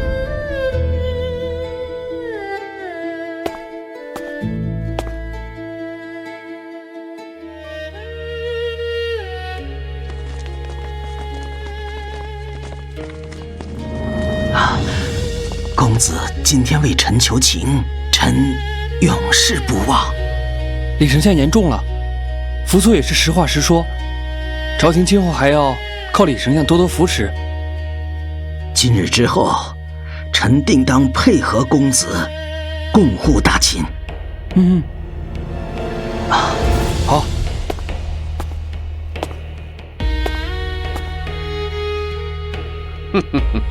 法儒之争彻底落下帷幕了，而我大秦的辉煌才刚刚开始。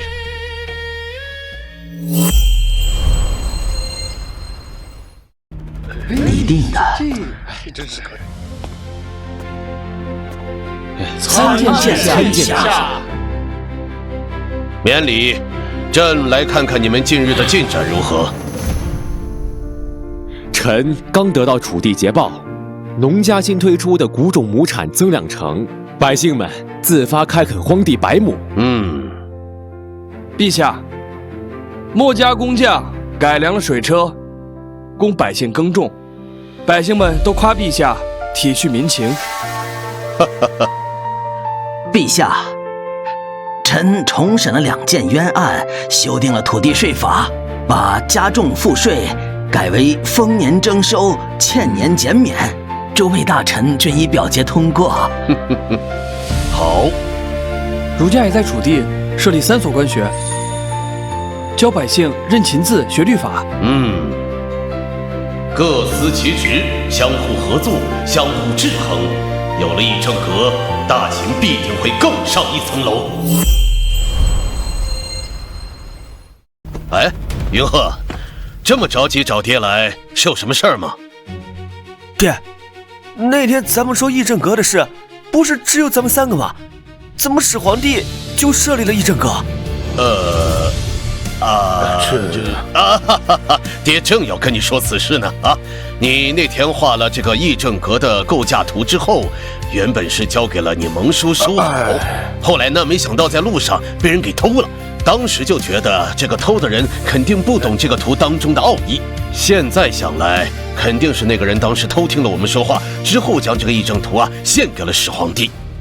怎么会有这么巧的事啊？公子，都怪我自己不小心，我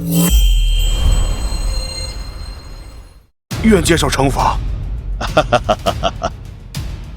难道又是我多心了？总感觉哪里不对呀。云鹤对朕的身份越来越存疑了，这财政危机的问题得换个说法才行。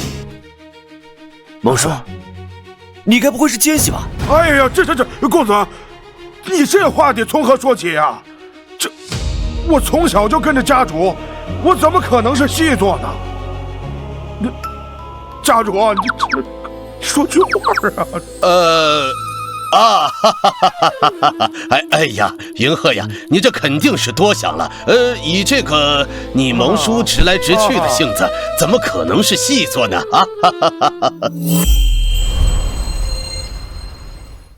也是，蒙叔有什么东西都写在脸上，应该不会是他。可能是我想多了。难道是因为我改变了一些历史啊？哎，云鹤。其实爹这次来，还有个消息想告诉你。什么消息？这个爹听说呀，大秦的国库空虚，账目混乱，到时候这大秦就算造反成功了，也只是一个空壳，难成大业。这没钱确实不行，不过始皇帝这几年确实没少花钱，我想想办法。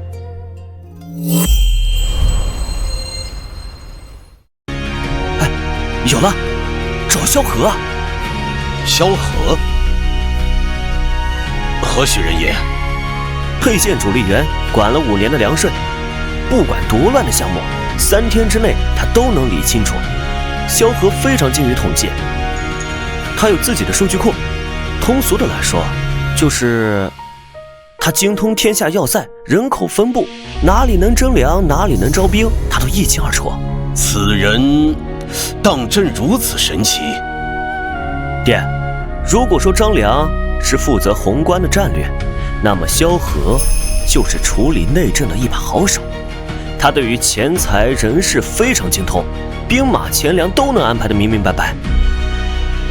咱们大秦最不缺的就是人才。这大秦果然没有云鹤不知道的事儿。这一个沛县小吏能管得了天下财政？若他要真是有这个本事，他还能5年只做一个小吏？这沛县县令短视，一直都没重用他。如果说让他来管全国财政，保准能把税收经费安排得明明白白。咱们国库很快就能满了。好，若真是如此，爹就想想办法，看能不能托朝中好友将这个萧何安排到咸阳去上任。若他真能解决这个国库空虚一事，等到我们大事成功的时候，还可以继续用他。哈哈，爹，你这人脉可真够广的。云鹤这试探朕的频率是越来越频繁了。哎呀，这爹做生意这么多年，若是朝中无人，怎么可能把生意做到今天呢？啊，那倒是啊。蒙毅，随朕去沛县一趟，暗中查一下萧何，看看是否此人真如云鹤所说。是，陛下。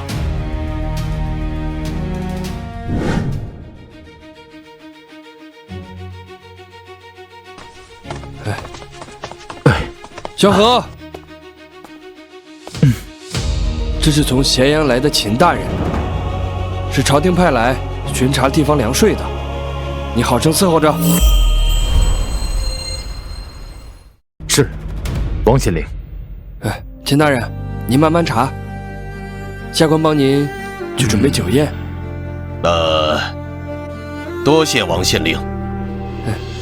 还望秦大人回咸阳后，在各位大人面前帮王某多美言几句。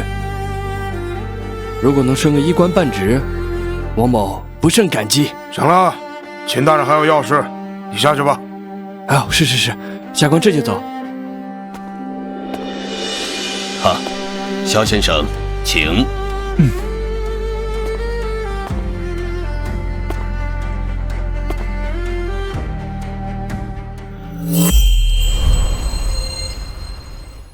听闻萧吏员向来账目最清，特来请教。秦大人，萧何只是沛县小吏，恐难当请教二字。先生若不嫌弃，可见账簿叫在下瞧瞧。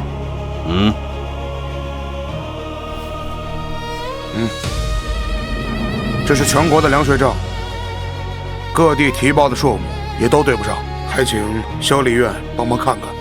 这账簿纵使宫中致力内史，也花费了不少时间来查出其中的问题。朕倒要看看这萧何到底有多大的本事。秦大人，这里南郡怕是虚报啊。仅是看了一眼，便找出其中的一个问题。萧先生是从何看出来的？岭南新定，亩产最高不过6斗，按其上报的20万亩田，最多可交12万10两。然去年旱灾，至少减产20%，实际可得9万6斗。可这账簿上却足多报了2万4啊！确实如先生所说，这驿站经费也有问题。泗水郡共有驿站10个，按每站每月400钱算，1月4000，一年4万8，报5万。可是多报了2000，或是哪个驿站虚报？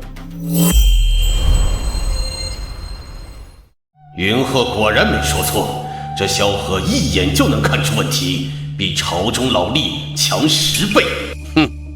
萧先生果然厉害。不过眼下南征岭南，军饷总是不够，驿站运粮又总是浪费，不知道萧先生可有什么办法？秦大人，可分3步解决。一是统计全国粮仓存量，按前线进粮先调，远粮后运排序，避免浪费。2是优化运输路线，比如从楚地到岭南，走水路比走陆路可省30%运费。3是实行军饷配额制，按士兵人数、参战规模强度发粮，不许囤积，不许短缺。这样既能保障前线，又能省下不少银钱呐。哈哈哈，萧先生如此才能，困在这小小的沛县，真是可惜了呀。咸阳财政署缺个主事，负责全国粮税以及驿站经费，不知萧先生可愿去呀？这……萧先生是有何顾虑？承蒙秦大人厚爱，只是王县令不肯放人，在下……哎，此事我来解决。先生放心，届时廷尉府会发公文调先生去咸阳任职。县尉嘛，不敢阻拦。若能为大秦效力，萧何万死不辞。好，3日后公文送到，先生便去咸阳任职。有了萧何，国库很快就能充盈。云鹤，有你真是我大秦之福。萧何多谢秦大人知遇之恩，定不辱使命。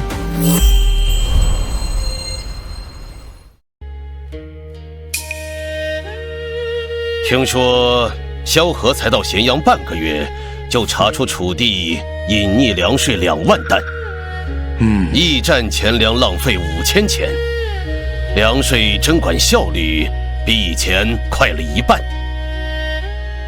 照这样下去，大秦的国库很快就能充盈起来。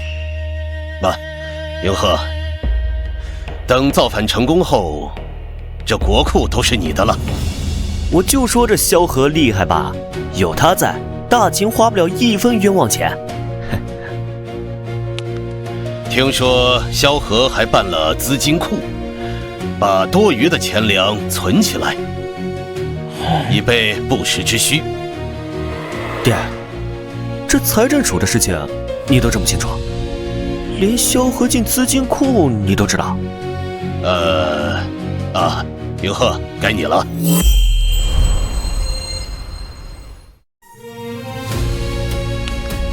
哎，不止爹知道，现在呀，这大秦的百姓都知道，萧何啊，现在已经成了名人了。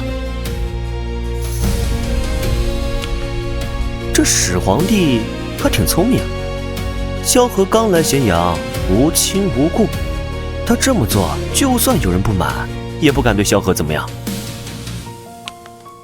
云鹤，你放心，你想看到的大秦，这一定能实现。云鹤，像张良、萧何这样的人才已经与我们为伍，下一步你还有什么计划？张良、萧何，张良、萧何，张良主谋略，萧何主后勤。公子，这2人有什么不妥之处？我怎么把他给忘了？云鹤，你想起来什么了？爹，这造反的兵，咱们用钱能招到，但是一将难求。咱们现在还缺一位带兵的大将。哦，项梁、项羽虽然能打，但他们终究是楚地旧部，不一定完全信任咱们。云鹤，你可有可用的人才举荐？兵仙韩信，此人的战争创新与战场应变能力无人能敌，比那项梁强过10倍。韩信，爹从来没有听过。他现在应该还在街头混饭吃，但是爹，你要相信我，此人带兵打仗，天下无敌。张良、萧何、韩信，人称汉之3杰。若是集齐他们3人跟我一起造反，这皇位指日可待啊！云鹤，你是如何认识这种落魄之人的？我之前在外面流浪的时候，就爱听些八卦，所以这认识的人也就多了。原来如此，这张良是武圣，萧何是治世能臣，这韩信是兵仙。要是能把他们3个人凑在一起，别说造反了，就是一统天下也不是什么难事啊。那依云鹤之言，该如何说服韩信协助我们？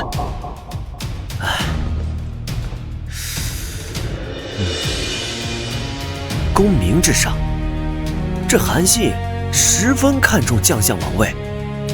若是咱们以兵权诱之，再许大业成功之后的功名利禄，应该没什么问题。云鹤竟然了解得如此透彻，但只要是对大秦有益，朕便不会追问缘由。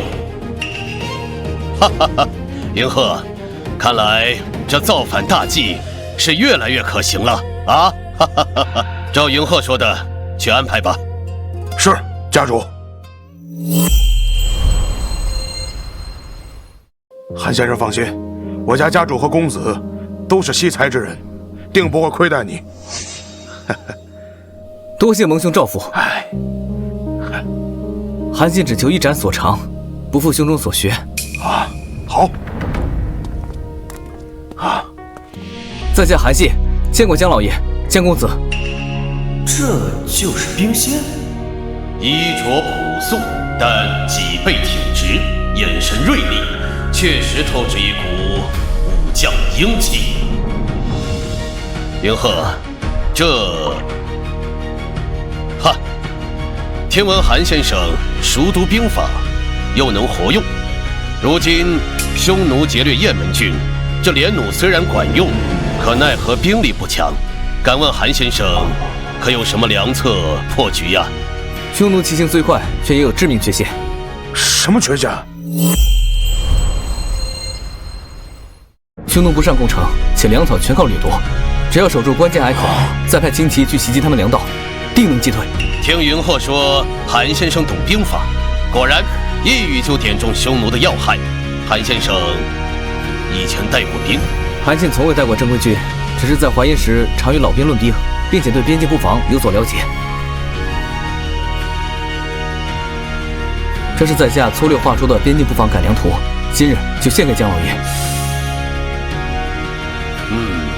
先生此图竟然标注了水源与隐蔽小道，若是按此图行军，必定能节省不少时间呐！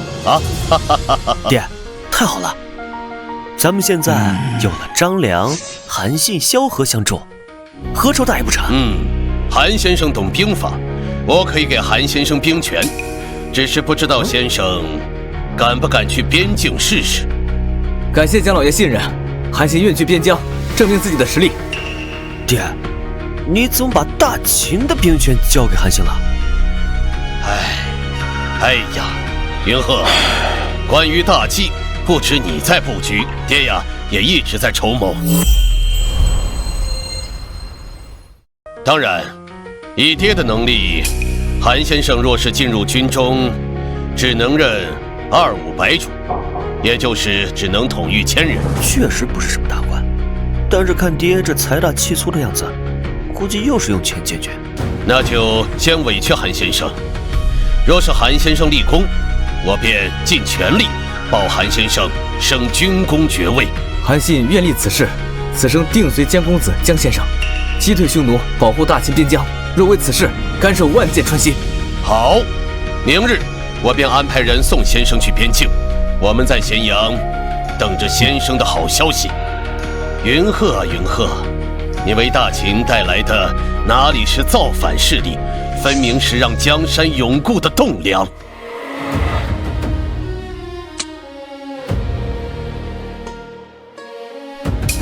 爹，这是什么？打开看看。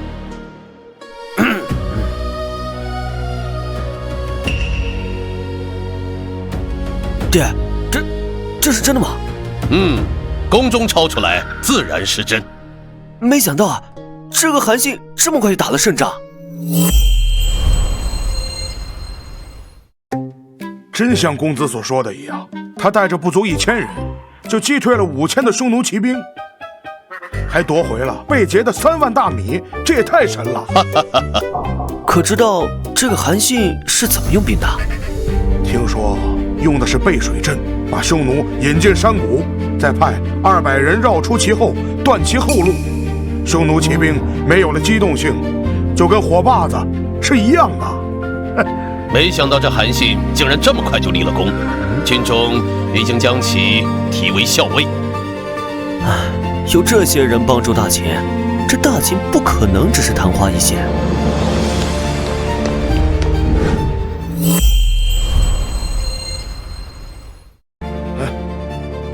下去吧。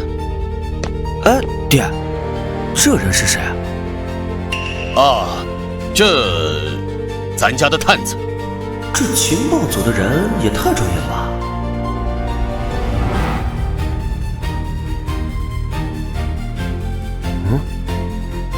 爹，怎么了？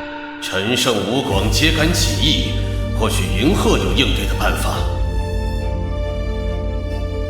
宫里传来消息，说是有900徭役，领头的叫什么陈胜吴广，因为大雨冲毁了道路，误了去渔阳的期限。目前聚集在大泽乡，正准备揭竿而起。陈胜吴广，他俩不是秦末才起义的吗？因为我历史真的改变了，为了大秦有序，必须阻止他们。这秦律严苛，虽然现在已经有所改善，但他们因为失期按律当斩，为了活下去不得不反。这可麻烦大了。这种小规模的起义，大秦的军队自然能够轻松的解决，何来麻烦一说？陈胜吴广的一句“王侯将相宁有种乎”，就不知道有多少人追随他们。他们一造反，这6国的旧贵族也会跟着凑热闹。到时候，就算大秦能镇压，也得乱上一阵子，咱们的造反计划可就被打乱了。那公子，那我们就先下手为强，这就派人去把那个领头的抓起来。这徭役本就因为失期而恐慌，一旦抓了一人，就会引起民愤，他们造反会更快。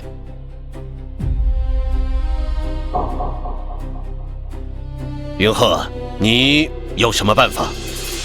办法倒是有，就是不太好实现。说来听听。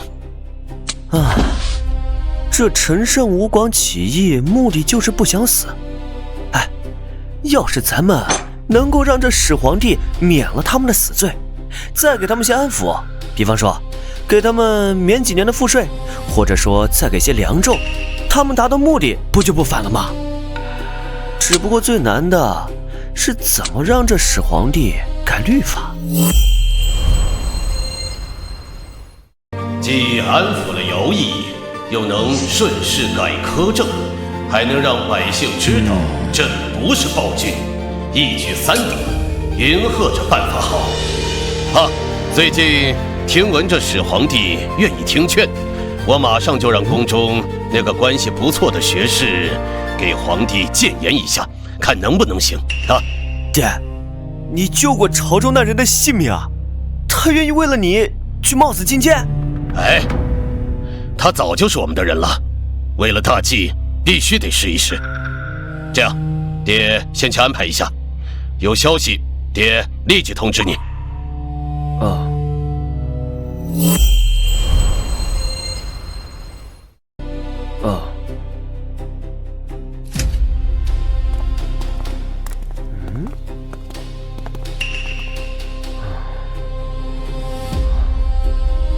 难道我爹是秦朝重臣？要不然他怎么总是想着为秦朝解决问题？可是这样子的话，为什么要隐瞒身份呢？你我约定今日召集徭役反秦，可是我们缺少武器，又吃不饱饭，有胜算吗？吴广，不反是死，反也是死。为什么不拼死一搏？反！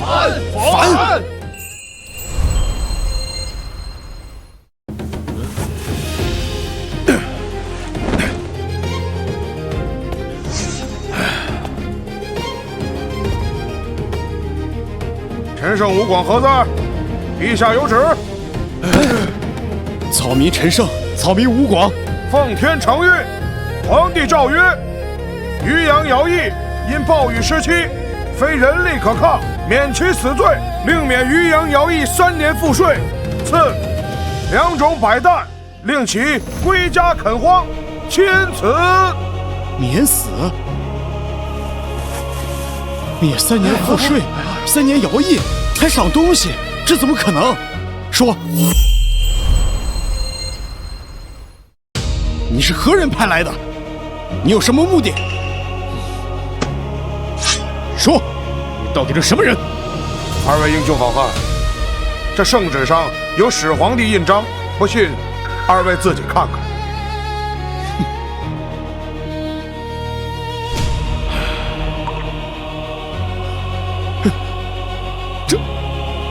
这圣旨是真的？敢问始皇帝为何要改大秦律法？在下只是负责传圣旨，其他的并不知详情。只是听说始皇帝身边有一神人相助，与往日不可同日而语。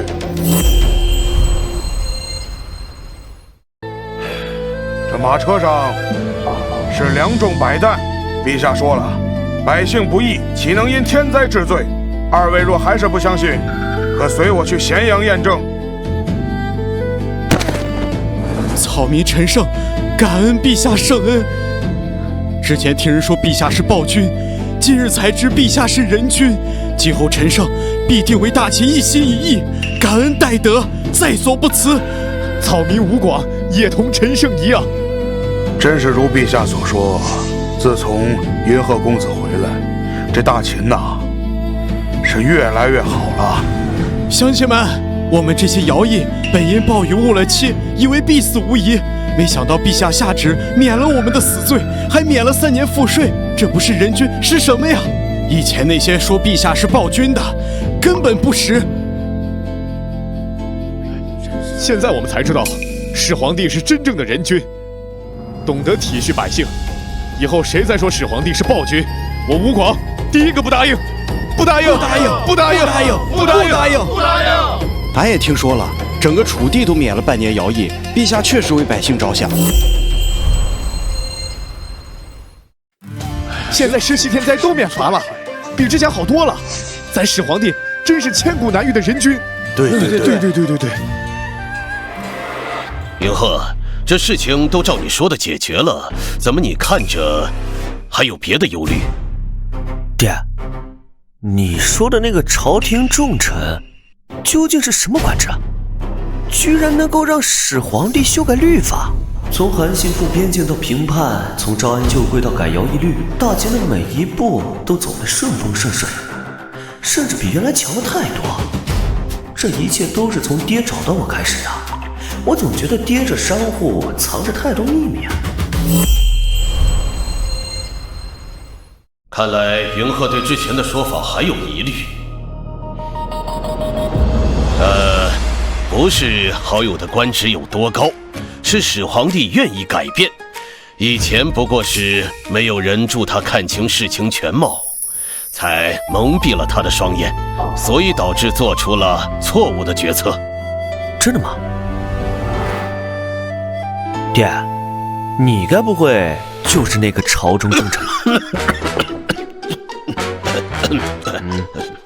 这孩子越说越离谱了。我若是那朝中重臣，我为何要瞒着你啊？更何况我如果是那朝中重臣，能看着你做出这种大逆不道的事儿？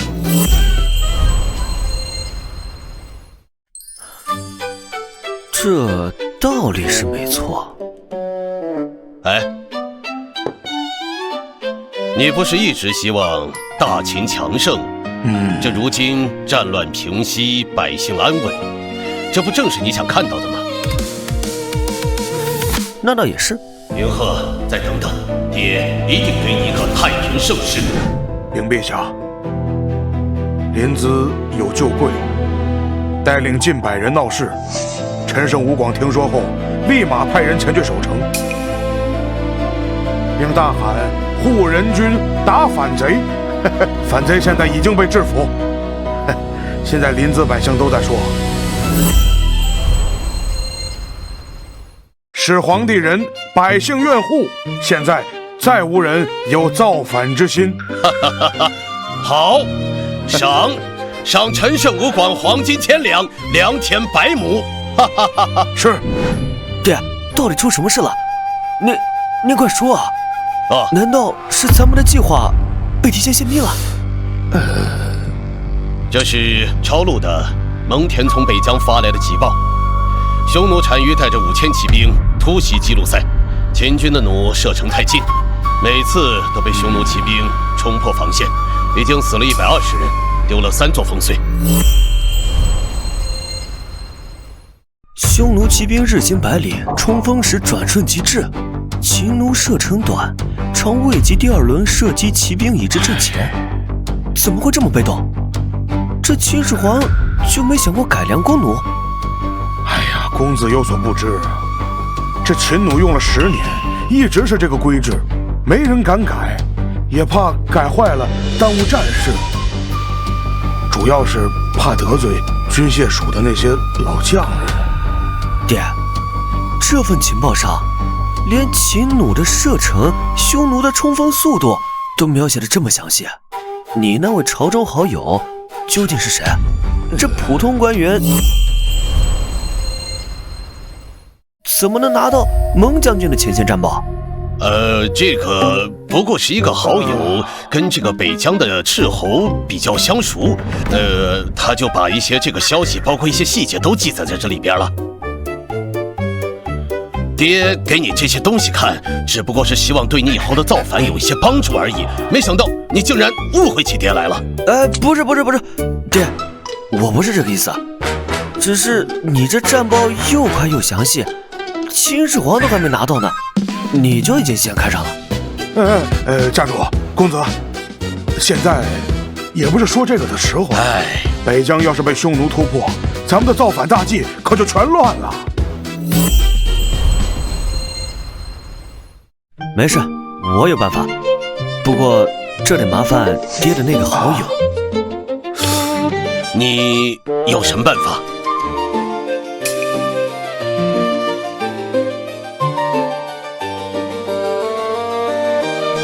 利用杠杆原理，将弩臂加长2尺，再用桑木裹住青铜，把木板机换成牛角的，这样不仅射程能翻1倍，还能更省力。这样改良的话，那木板机是又轻又韧，牛角扳机光滑，发射的时候可借力，装箭的时间也可以减少3成啊。射程嘛，至少能到250步。没想到爹对弩也这么了解，这样子的话，能够避免跟匈奴近战，应该能够扭转当前的战局。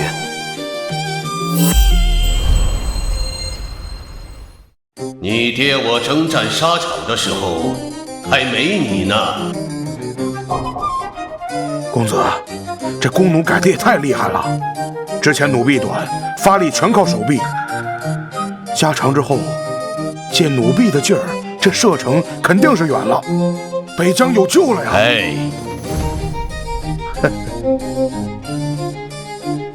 画好了，但是怎么能把这弓弩造出来，并且送到战场上，这就全靠爹了。放心吧，云鹤要的是一个和平的大秦。爹一定想办法帮你实现。谢谢爹，我们一定能够让始皇帝建立的大秦绵延千年。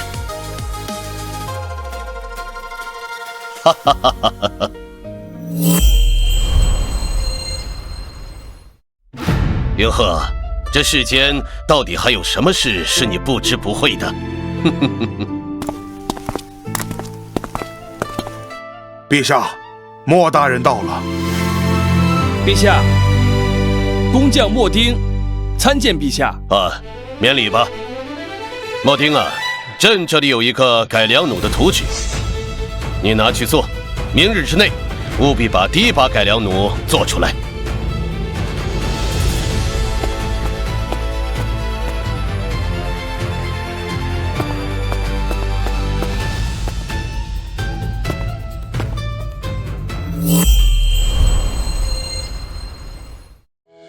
这改良弩简直妙哉！若我大秦的士兵能用上此等改良弩，必定外敌再无侵犯。陛下，臣以性命担保，明日之内定将第一把改良弩献上。好，去吧。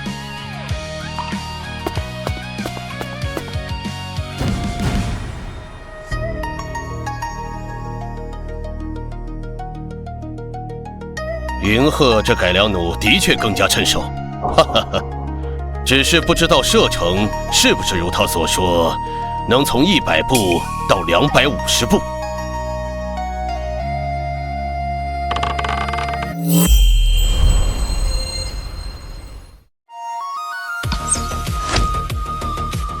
陛下太神了，这改良弩比之前的还快，换箭只需2息，射程还远。蒙将军要是用了这弩，肯定能打败匈奴。蒙毅，你试试。谢陛下。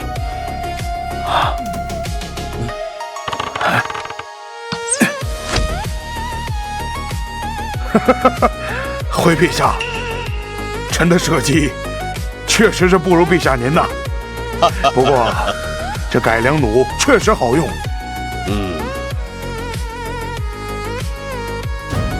莫丁，这改良弩若是日夜连造，10日之内最多能造出多少？回陛下，工匠分班赶工，10日内能出3000把改良弩，用快马送往北疆，8日内能到达营中郡。好，你立刻派人去造。是。蒙毅，你要以最快的速度把这批改良弩分批送往北疆，我要一举击退匈奴。是陛下。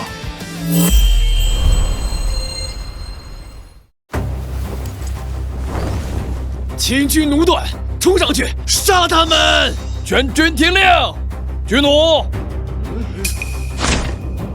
，200步外准备，冲！射！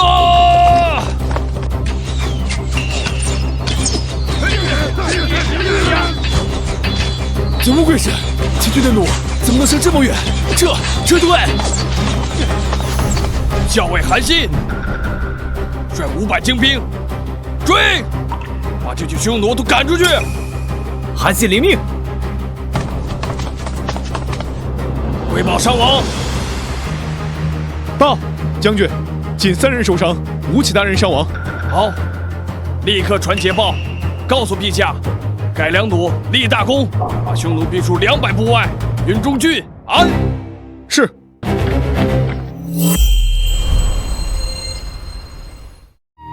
云鹤，云鹤，哎呀，好消息！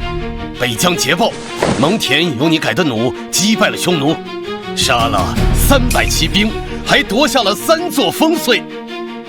咱们大秦啊，3人亲伤，哈哈哈哈！真的，太好了，那这下北疆终于稳了。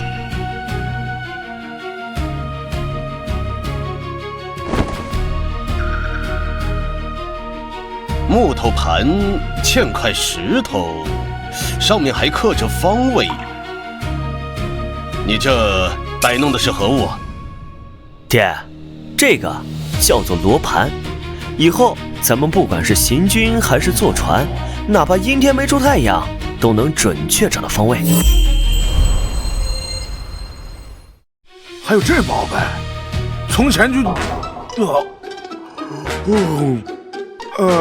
那个以前那个商队走夜路，都是靠星星来辨认方向，遇到了阴天呢，就容易绕远，因此还有人丧命。那公子的罗盘真有这么神奇？当然，以后咱们扩张的时候，不管是去东边的大海，还是去南边的林子，都离不开这个罗盘。哈哈哈哈哈！扩张疆土，嘿，云鹤已经想到这么远了吗？哈哈哈哈哈！我打算帮助始皇帝完成他一生未尽的梦想，统一天下。不是，说什么我怎么听不懂？始皇帝不是早都已经统一天下了吗？爹，你看，这个圈就是咱们大秦。大秦虽然一统六国，但是在大秦之外，还有别的疆域。还有别的疆域？啊，哈哈哈哈！你说的这是匈奴吧？啊，哈哈哈哈！在咱们大秦东边，过了海有一片大岛，就叫它日本列岛吧。岛上土壤肥沃，而且能种水稻，产量高，能养活很多人。大秦之外的事都如此清楚，大秦不能没有云鹤。你是怎么知道的东边有岛，而且还知道的那么详细？这岛上有什么物资的？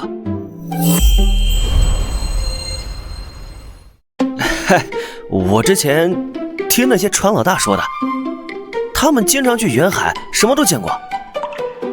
这些地方如果真是有这些宝贝，还真应该派人上去看看。哈哈哈！哎，爹的商队里边有懂行的，爹回去就让他们去这个岛上去探采。哈哈哈哈！爹，你的商队还能出海？他们有大船？这些你之前怎么没跟我说过？爹的这个商队有几艘大的货船，也不是什么稀罕的事儿。爹以前跑过这个楚地到吴越的海路，嘿嘿，再加上你的这个罗盘，相信很快就能找到那片岛了。哈哈哈哈！我爹这身份，谜团怎么越来越多了？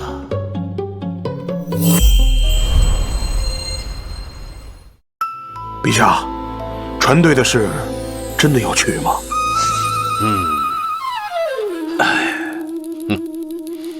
蒙毅，自从与云鹤相认以来，这云鹤所说之事，可有一件为虚？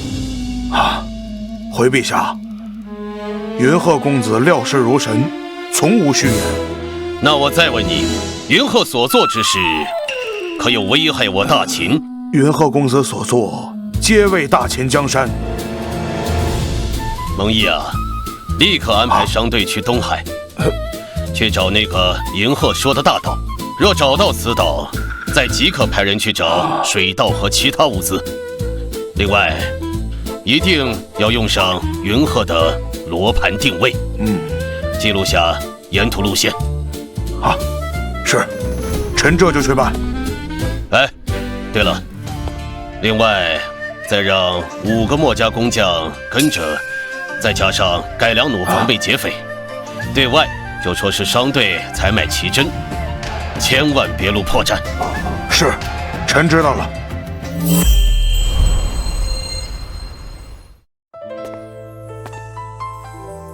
来，云鹤，再下一局。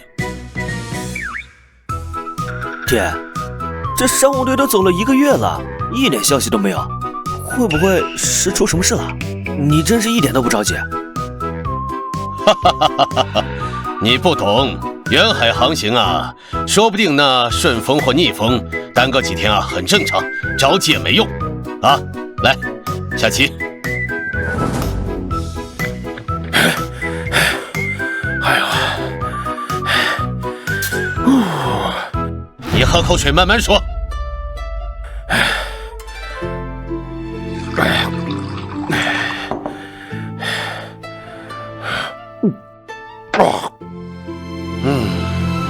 孟叔，商队怎么样了？港口那边来消息了，说是有一艘小船又回来了，应该是咱们商队的人。爹，你别吓了，咱去看看，这说不定关系到咱们未来大秦的疆土。走走走走走。走。东家，公子，我们找到东岛了。东岛比我们想象的还要大，岛的东边是海，西边是大陆，岛上有平原，能种水稻，还有石灰石。办得不错，东西都带回来了吗？这是按照东家的吩咐制作的地图。这是岛上的水稻，比大贤的水稻早熟10天，颗粒还大。我们试种了一小块，长势很好。还有石灰石在船上，质地很纯。好，这稻种托人送到义正阁负责农家的陈和手里，让他试种。石灰石嘛，托人送到工部，让莫丁看一下到底还有什么其他用途。爹，你在这义正阁也有人？哎呀，爹刚才不是说了吗？是托人，而且这些东西对我们大秦都是有益的，他们应该不会怀疑的。再说了，这些东西让他们先研究研究，然后再接到我们的手里头，那咱们不是会更好吗？啊！我只是觉得好像有点不太对啊。云鹤，你如果觉得不妥的话，那爹不让人去送便是。哎，别，得送。这些东西要是有了官方背书，肯定能发挥更好的作用啊！那就都听云鹤的。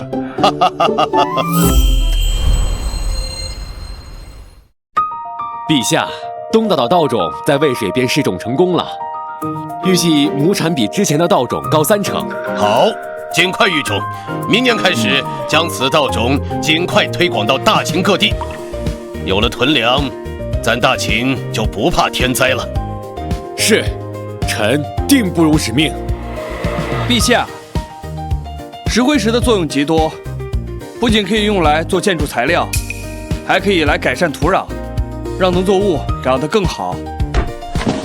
好，蒙毅，立刻传下去，让我们的船队随时准备第2次出海，把那些物资再多运一些回大秦。是。云鹤，不知大秦如今的盛世，你可满意？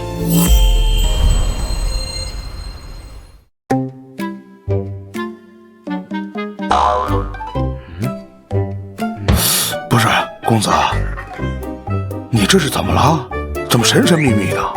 嗨，爹，咱们现在时机成熟了，北边的匈奴已经被击退。东岛的资源也陆续运回，萧何把国库填得满满当当，而且还有韩信、项羽和蒙恬这样的猛将，还有张良坐镇后方，运筹帷幄。现在杀入咸阳宫，简直易如反掌啊！这一刻，终于还是来了啊！哈哈哈哈哈！那云鹤，你具体说说，要怎么占领这个咸阳？让蒙叔带领人先控制4个城门，用改良弩不让其他的兵进入。第2，让张良带领500精兵，趁着晚上守卫换岗的时候，把守卫拿下，控制义正阁。第3步，咱们以清君侧护大秦的名义，挟天子以令诸侯。到时候登基，你就是皇帝，我就是太子，大秦就是咱们的了。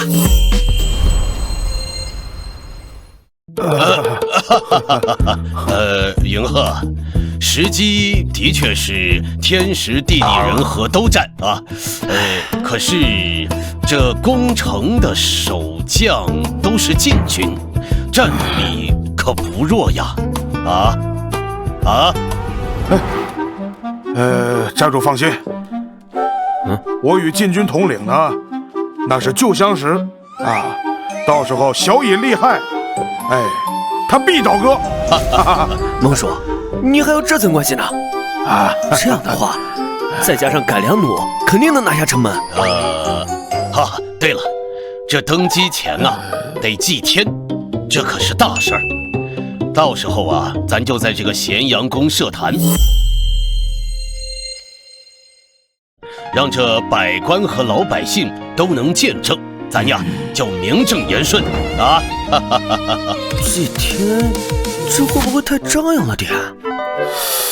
到时候万一秦始皇的奸细反扑怎么办？既然要做，咱们就要做得彻底啊，这样才能服众嘛。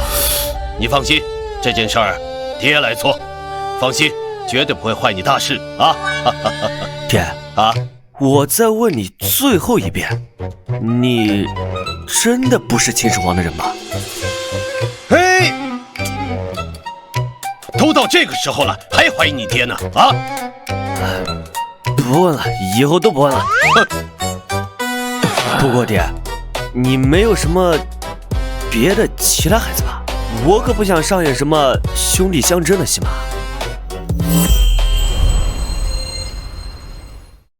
哎，拿出来！啊！把东西给云鹤。把东西给云鹤。哦。哈哈哈哈！这是什么？打开看看。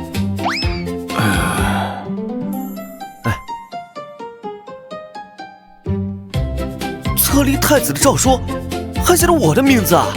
嘿嘿嘿嘿，这下你放心了吧？哈哈哈哈！爹，你连诏书都准备好了？哎，你比我还心急啊！孟叔，你看，我现在是太子啊！参见太子。那行了，我就去安排那个造反事宜了啊！今晚咱就行动。哈哈哈哈！成败在此一决。哎，对了，云鹤，今晚的行动你就不要露面了啊！为什么？啊，是这样的，若是今晚造反成功了，你呀就到咸阳宫参加祭天，你就是太子了。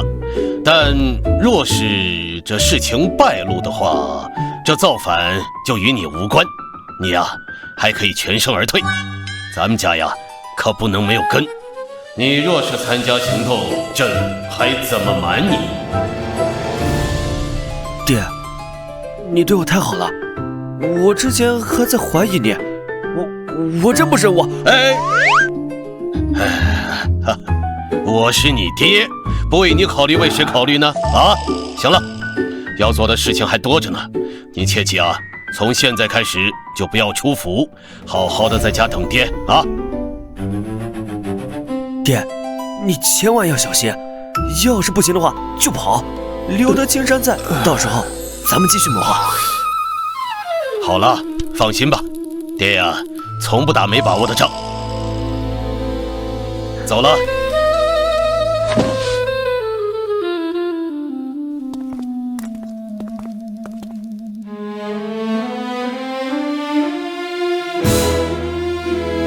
我爹还真适合当皇帝。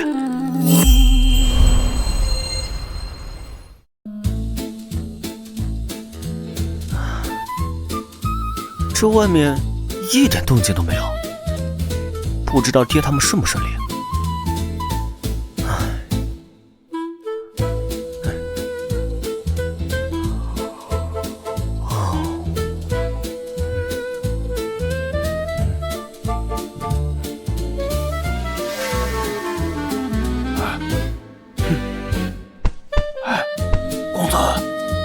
公子，醒醒！蒙叔，怎么样？爹没事吧？我能安然无恙站在这里，公子，你说呢？这么说，成啊！当然，这一切都是跟公子说的一样。家主说让我过来接您去咸阳宫广场。走。哦，对，公子，册立太子的诏书您可带了？随身带着呢。孟叔，你这怎么连官服都穿上了？你说这个，这是家主特意给我准备的大将军官服，怎么样啊？合适吗？我爹还挺细心的，连官服都提前备好了，不错，这回精神多了。事不宜迟，我们走吧。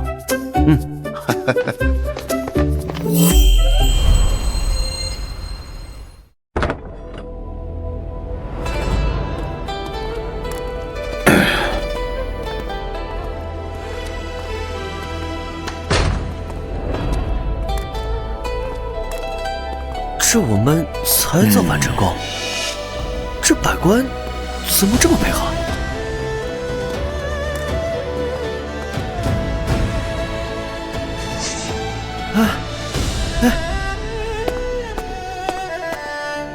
爹，你这连龙袍都穿好了？哈哈哈哈！云鹤，觉得爹穿这身怎么样啊？不错。这身龙袍像是为爹量身打造的一样。哎，爹，这百官会不会反抗啊？咱们要不要先把顽固派控制起来？哎，别慌，马上就要祭天了，他们不敢反抗。祭天开始，请陛下主持祭天仪式。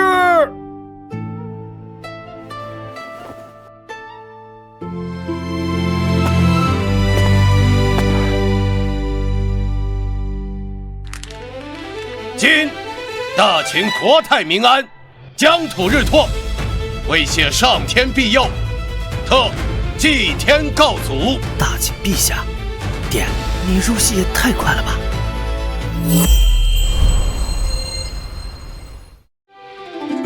百官跪拜！陛下万岁！万岁！万岁！万岁！陛下，哎，爹，他们刚才是在叫你陛下？自然是喊朕。我们才造反成功，他们怎么可能接受得这么快？除非什么？你是皇帝嬴政？没错，是朕。云鹤，你终于认出朕了。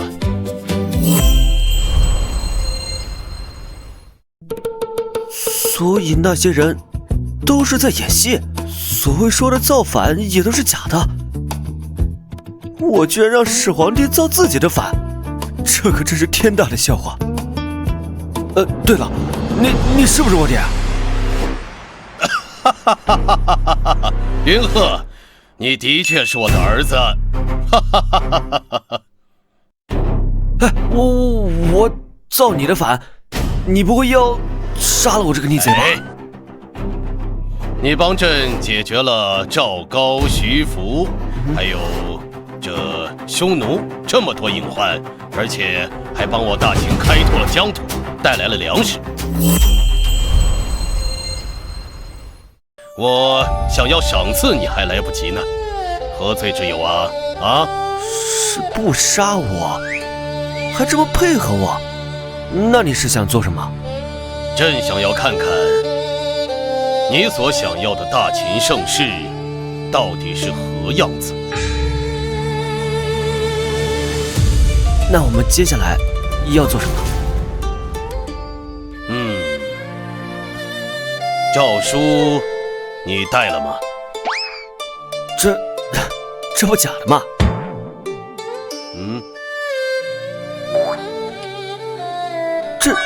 这是真的诏书？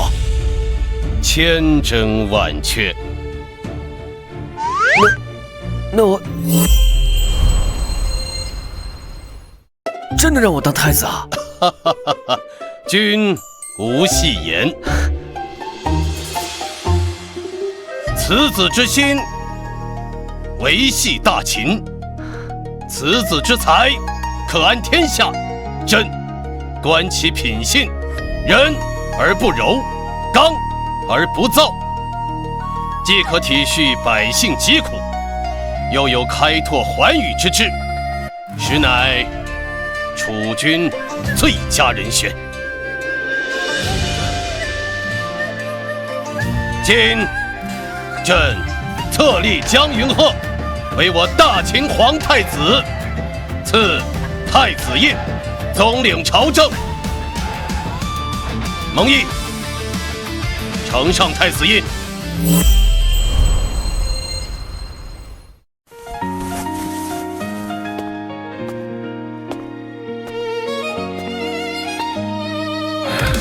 蒙毅，你是蒙恬的亲弟弟，你真的是大将军？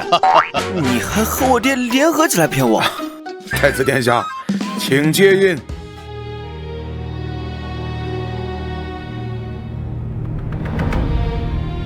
太子殿下，千岁千岁千岁！都起来吧！百官诸卿，当谨守臣节，辅佐太子，共辅大秦。天下百姓，当拥戴储君，同心同德，共护盛世。现在你是大秦的太子，可有什么想说的？